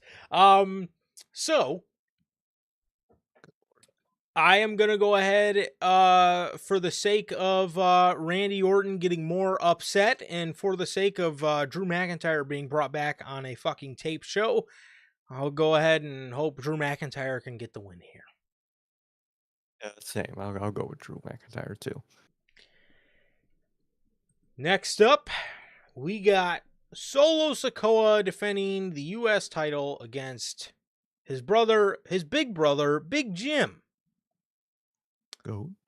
Uh, Pretty easy solo win, I think. yeah, for sure. Yeah, I'm sure this is going to be some sort of MFT interference or something like that. So something along the lines of the little nerd fire hydrant, JC Mateo, getting involved and helping Solo helping Solo retain the championship. So yeah. LA Knight versus Seth freaking Rollins. Well, first, do you predict Roman coming back here?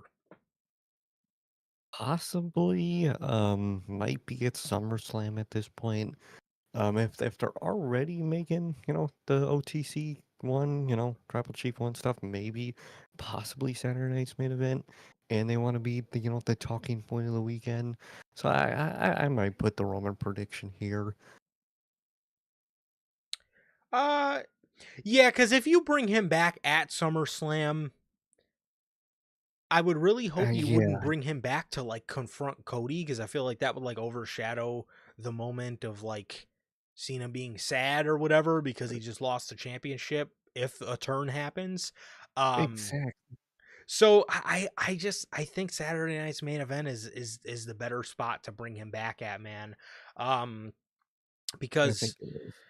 Unless you bring him back at the end of SummerSlam, if there is no turn, if there's no double turn, and you have Cena, and you have Cena just stay as a heel or whatever, maybe he comes back to face, Cena then, or maybe he just comes back at the end of SummerSlam to confront Rollins. But overall, I just don't think. I think it's just in the best interest to have Roman on SummerSlam. So, rather than return at SummerSlam. So I'll go ahead and say LA Knight with a Roman Reigns return.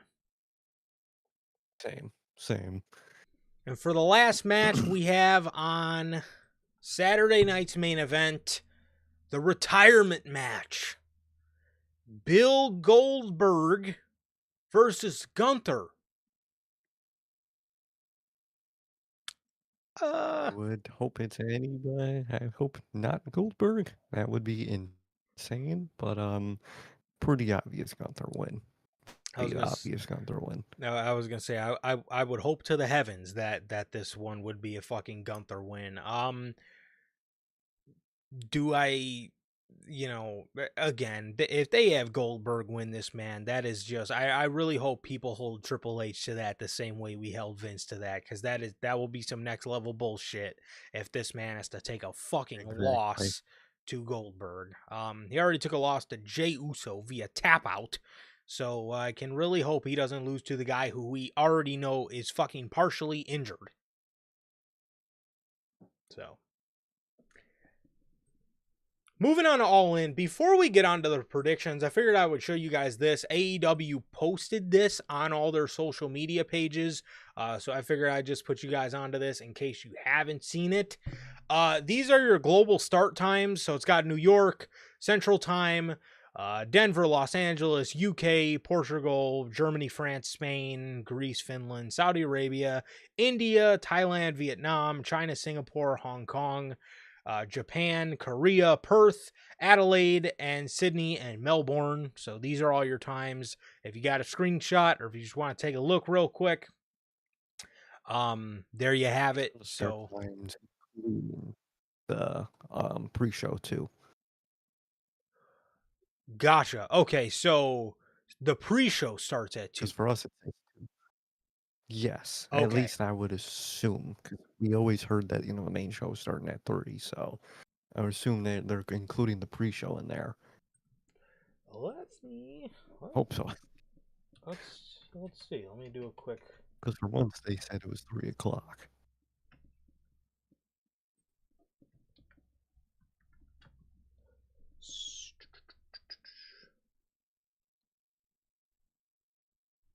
Let me see.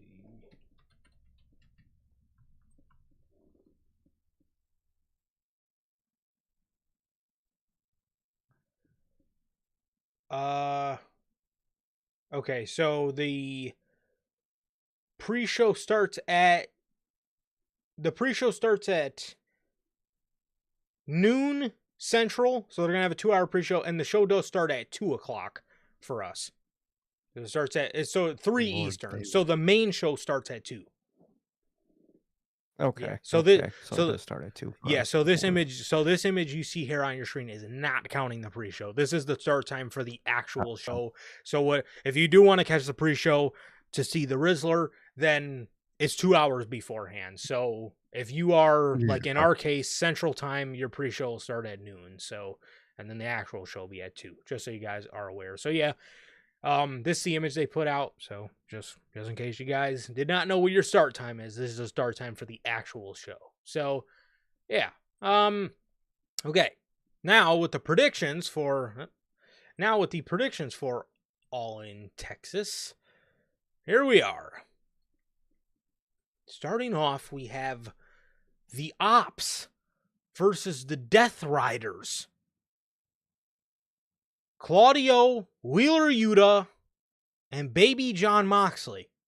Gabe Kidd.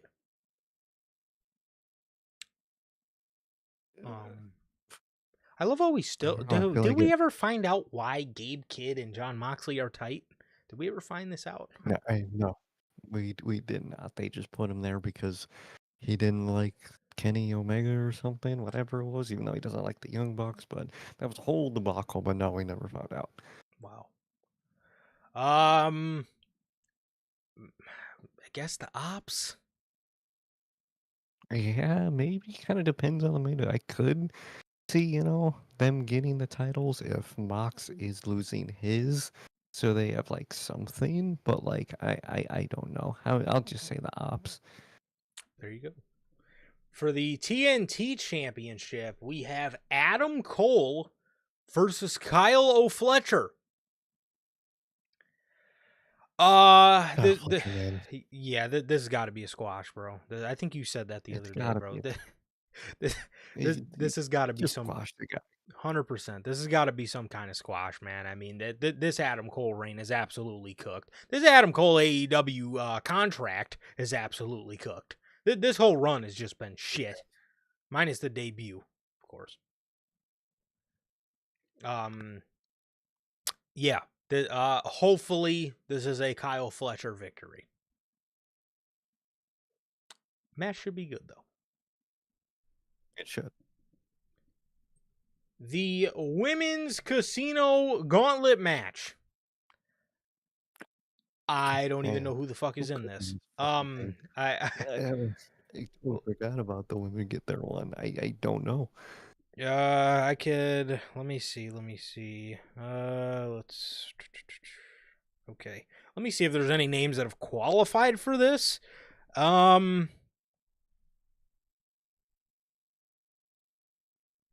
No, they have not officially. They probably have mentioned names on commentary that have been announced for this, but I don't know, maybe somebody like Chris Statlander, Willow Nightingale, Sky Blue, Julia Hart, any of the women that they have that are young and really good and have a bright future that they never fucking use. Any one of those four women. If they wanted to play into like the Death Riders thing or whatever, they could do something cool with like Stat and Willow into that whole story or whatever. So maybe something like that. Exactly. Yeah. I think the two most likely people would be either Stat or Willow, so those are my top two. There you go. And the men's casino battle, or not battle royale, the men's casino gauntlet. We have three names that have declared for this match. Mark Briscoe, Mystico, and MJF. I'm assuming. I wonder who's not gonna win the fucking match. Well, you're looking at two of them. I wonder if we'll see. I don't know, maybe like a Jack Perry in here. Maybe I'm sure like Ricochet will be in here. He doesn't have a match. Maybe Switchblade, or Switchblade.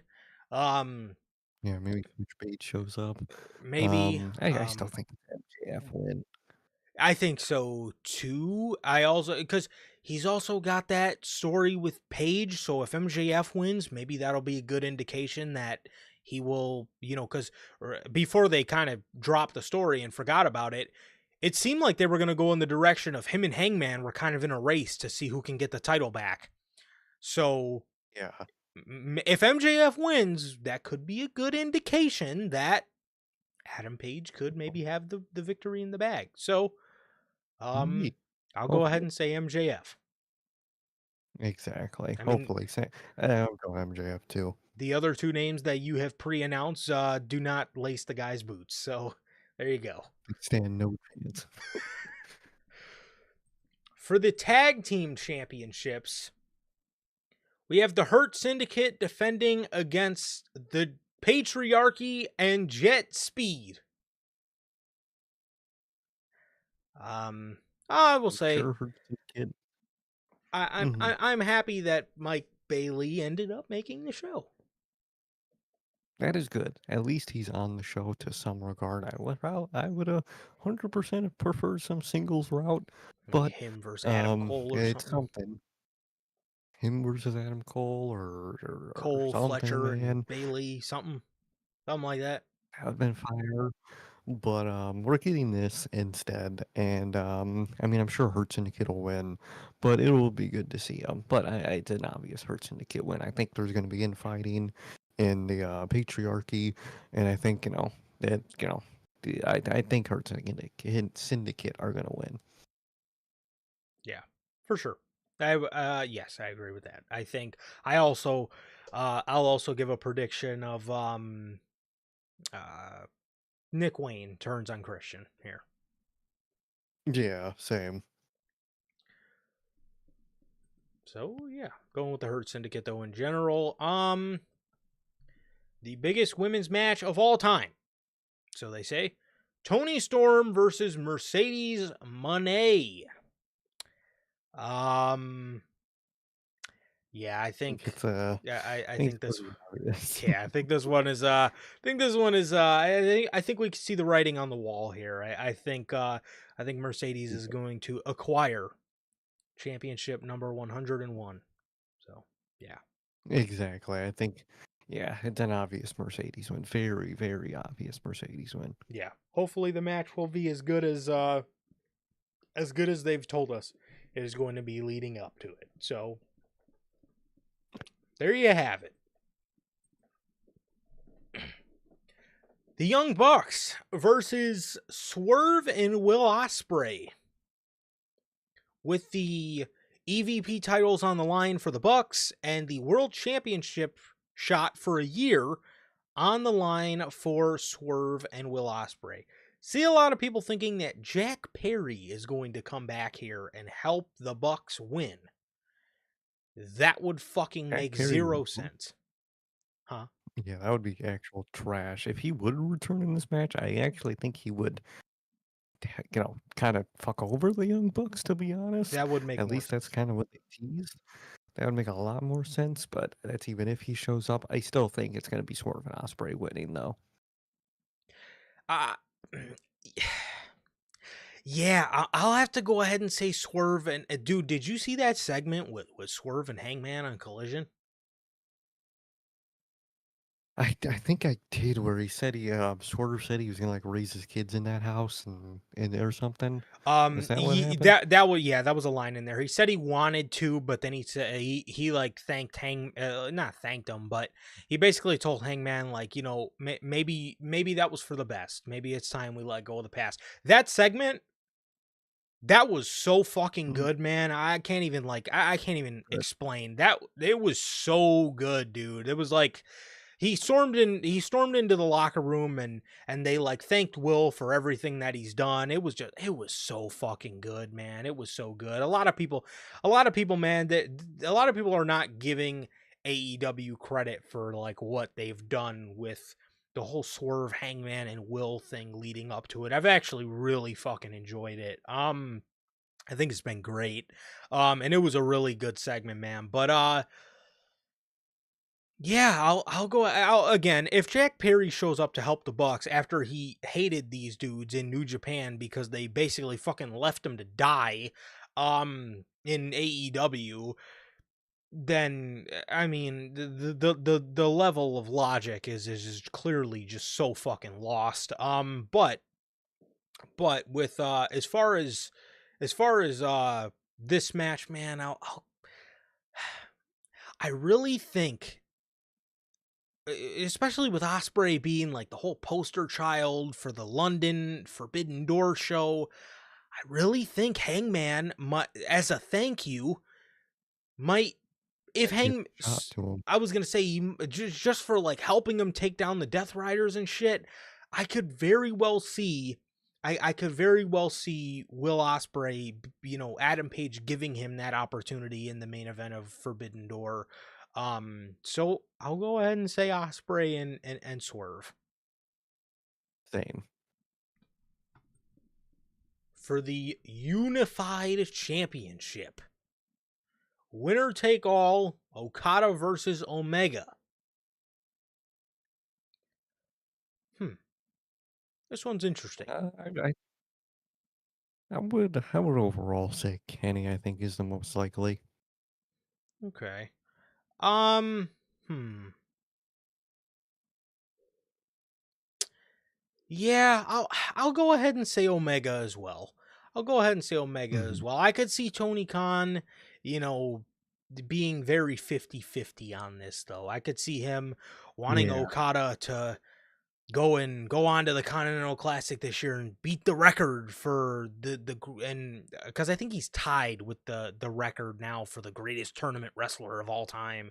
So I could see so I could see him wanting to go on and beat, whoever the guy is who he's tied with right now. I could see that, but overall, I think I'll go ahead and say Omega, which that's a whole nother problem in itself. The Continental Classic should be for a world title shot. It should not be for a championship that doesn't mean anything. It literally means nothing, and that's what you get out of it. You get the championship. Not even a challenger for you get it. Stupid ass fucking tournament, dude. Horrible. Horrible. In the main event, Jon Moxley versus Adam Page in a Texas death match. Do you think we see Darby Allin? That's the one thing that scares me, dude. Depends if Hangman, but even if Hangman wins, I could still see Mox get jumped by Darby still. But I don't know, man. Maybe we see him do it, but I'm a damn. Who wins, dude? Who wins? Because I could really see either or, dude. But The I'm winner of the Young Bucks and Swerve match will very well dictate how this match goes for me. mm, mm, I think. I could see that, man. I could see that, but I don't know, dude. Because yeah, I might go with Hangman. I might, but I don't think I really believe it. But obviously, Hangman's the better choice. I think, especially post All In, like, I think you'll have a lot more on TV to do with Hangman as champion. But I really wouldn't be surprised if Mox retains. I'm going to go ahead and say Page as well. But I am treading lightly cuz there is just as much as there's a possibility Adam Page can win this. There's just as much a possibility that fucking Jon Moxley will choke this man out, bro. And keep that championship for another 3 months. So do not be surprised if that is the case. Do not be surprised at all if that is the case. But I'll go I'll go ahead and say Adam Page, man. I'll go ahead and say Page, I guess. So I don't know though. It's really split. It is a 49-51% chance for me, bro. So that's the split for me, but that is All In. Those are our predictions for All In, and now we have Evolution. You have the 4-way tag match, which, oh my god, look at Raquel and Roxanne's tag team title renders. Good Oh, lord. dude, they look so Raquel's they're had the horrible. titles since, like, didn't they win those in, like, February? What? Yep, They didn't take no they had them for a pictures? long ass. What? No, that would cost money, That's true. I Even guess. even though there's photographers already in the building, like, what? Just have them take a The picture whole of the time. guy. Like, what are we doing? Um. So, anyways, the Kabuki Warriors versus Charlotte and Alexa versus Roxanne and Raquel versus Zarya and Sol Ruka. I'm very Or, excited as for that. Michael Cole said it, Zaria. No fucking way. Oh god, do not put her on Raw. Whenever Dude. she comes up, Zarya. Solga and Zaria. And he Zarya. corrected himself later in the night, but first time he said it on Raw, it was Zaria. Siri thinks I'm talking to her. She's not fucking Zaria. Okay.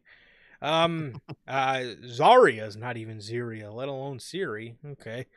Well, anyways. Um, this one, this for me, this one's probably, oh, back to what I'm saying. I'm very excited to see what Sol Ruka does in this match. I think she's going to show out for sure. Most definitely, most definitely. And I think Rocks and what's her name will retain. Same. Same. I think the gold will be kept in the Judgment Day as they will continue to give each I other think dirty so. looks and laughs for the next fucking 8 years. Um, so next we have for the NXT Women's Championship, JC Jane versus Jordy Ann Grace. Hmm. Probably Jordan, I would think. I think Jordan Grace got this one in the bag. Yeah. Oh, you know what? I wouldn't be. Mhm. I see this whole little story they're doing with Blake Monroe. Mm, So I could see Jordy Ann getting the title and Mariah May pretty much doing what she did to Tony Storm. I could see that. And plus, why I is could most JC Jane the definitely see NXT that. Women's Champion? That's the second That is thing. literally the most What is the random champ ever. what a random champion going into Evolution. All That's like right. making fucking Stacks the NXT World Champion. Yeah. It's like, what are you doing? Yeah, so I could definitely see that. I could see Mariah May or Blake Monroe doing the thing she did to Tony Storm, or Tony gets the belt and she kind of just plays along as her friend and then turns on her. I also heard they want to turn her heel too soon. So if they want to turn her heel real soon, they could have her cost Do the same night. Jordy Ann, They could. but I I feel I feel we didn't we hear Jordan was supposed to come up to SmackDown anyway? Yeah, so maybe she doesn't, and maybe yeah, maybe Blake Monroe just does screw her over. I could see it. I'll stick with my prediction though, because I feel they'll want to get one match out of that and maybe have Blake screw her over, or not screw her over, have her win the championship and then like be her send off match for NXT. I So wouldn't be shocked. So yeah, I'll stick with Jordy Ann Grace winning the championship here, um, from JC Jane. And in a no holds barred match, we have Jade Gargle, as Joe Tess says, versus Naomi. Their match at WrestleMania was rather disappointing, and it was a fucking squash match. So I hope it's not like that. Jade Cargill's gonna mop the floor with Naomi, and it's gonna culminate with Naomi end up cashing in on Jade Cargill. 100%, 100%. Jade got this match in the bag. Yeah, for sure. Tiffany Stratton defending the WWE Women's Championship against Trish Stratus. God, what? Wonder who's gonna fucking win this match. I don't know. Uh, No idea. let's fucking move on because WWE did. Yeah. Let's show as much care as WWE did, and I'll just say Tiffany, and that I mean this is about as big as a throwaway match as you can get. Literally. What should be main eventing the show, in my honest opinion, for the Women's IC Championship. Becky Lynch, Lyra Valkyria, and Bayley. Valley. I could tell you it's not going to be Lyra.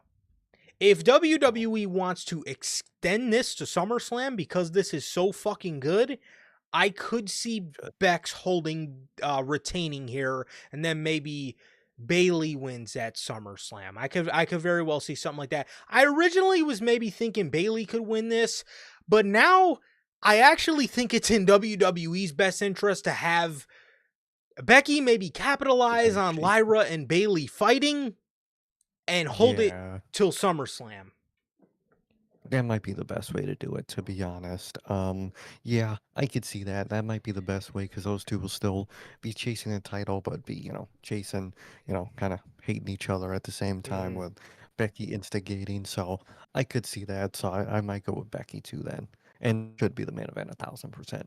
It 100,000,000% should. What will be the main event though? Probably. Did they confirm this? I think they did confirm it as the main event. Gotcha. Yeah. So, in the main event for the Women's World Championship. Oh, forgot the Battle Royal. Brother. Did I? There's so many matches. Fuck. Oh my god. Yeah, okay. I think I queued in. Yeah, I think I queued in. I think it was 20 of them. So, let's see. Surprised OBS is still running, man. I really am. I know. Let me see. Let me queue this up here. I know I got it. I know I made it. Ah, here we go. Okay. Bam. There it is. There we go. Okay. There we are. That's my bad. The women's battle royal to get a shot at Clash in Paris for for one of the women's titles. The match includes Nikki Bella, Stephanie Vaquer, I think those are the only two bigger names that are confirmed. Who you got, bro? It has to be Stephanie back here. It has to be. You don't want to see Nikki Bella? God no, dude. You don't want to see Nikki prove that her what the fuck did she say? Her route is fearless, or her road is fearless, or I don't want to see it either. I definitely want to see Stephanie Vaquer. I think Vaquer and Io at Clash in Paris is the way to go. So, hopefully. I think so. Okay, and now with the main event and our final prediction here for today, Io Sky versus Rhea Ripley for the Women's World Championship. Does Rhea get the title back and finally get that win over Io Sky? Dude, that's the thing that kills me about this match. I really wouldn't be shocked with that. That's the big factor for me, man. I really think Io is gonna retain, but it's the factor that she hasn't beat Io yet is making me think she has a really good fucking chance. And they keep bringing that up too. That's the thing. Mm-hmm. That's the thing. It's what the match is about. It's literally the only story the match got.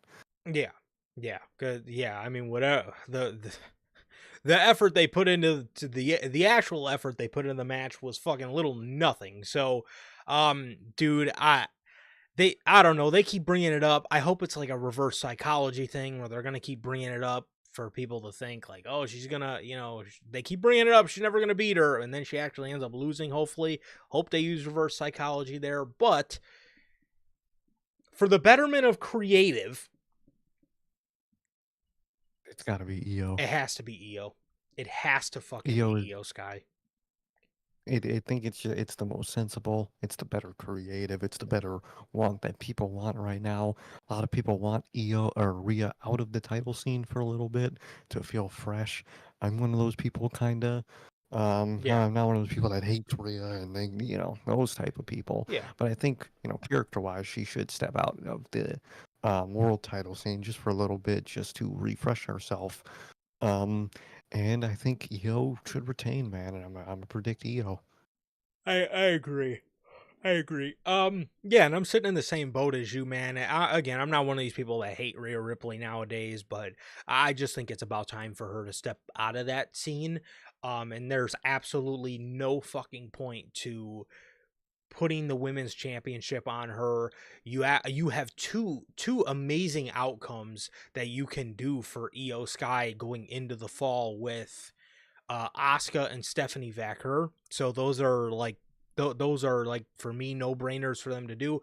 Also, it's probably only a matter of time before you call Jordan Grace up. Oh wait, never mind. She's going to SmackDown. But I mean, even at that, you still have two very good options in Asuka and Stephanie Vaquer for Io to face. So I just think I think Io's the better option right now, man. I think, you can involve Rhea Ripley in the title picture again around Mania, you know what I mean, and have her face Vaquer for the title. Maybe I think that would be the best outcome, man. But the best outcome for Evolution is Io, and that's a no-brainer for sure. So 1,000%. So, with that, those are all, I think it's got to be like 21 predictions for today's show. So, we will be not live for Saturday night's main event, but we will be live tomorrow. I'm assuming AEW All In, the projected runtime is going to go from Central Time till like 7 o'clock, which is pretty normal for AEW, about 4.5, 5 hours for the pay-per-view. So it's going to go literally right up until Saturday night's main event comes on, or at least maybe a half an hour before Saturday night's main event comes on. I'm assuming, at least with what they've been doing for their pay-per-views so far this year. And then we will be live Sunday. I'm assuming about around 9 o'clock ish, 10 o'clock ish for Evolution, man. So as soon as those shows go off the air, we got you guys with the post show review, and we will see you all tomorrow for All In. It has been always, always, always a pleasure for my Johnny. Nice, okay. And that is going to do it for this edition of the news. But this has been episode 274 of your news, All In, Evolution, and Saturday night's main event predictions. And good luck, guys. Try not to get too burnt out this weekend. And thank you guys all so very much for joining us. Logan, Bell, Alton, thank you guys so very much for joining us here in the live chat. And my guys on the Replay Mafia, thank you guys so very much. And with that being said, like I said, we will see you guys tomorrow night for AEW All In Texas, the post-show review. Thank you guys. As always, please like, comment, and subscribe. And we will see you all tomorrow night after All In with the post-show review. Peace. Peace.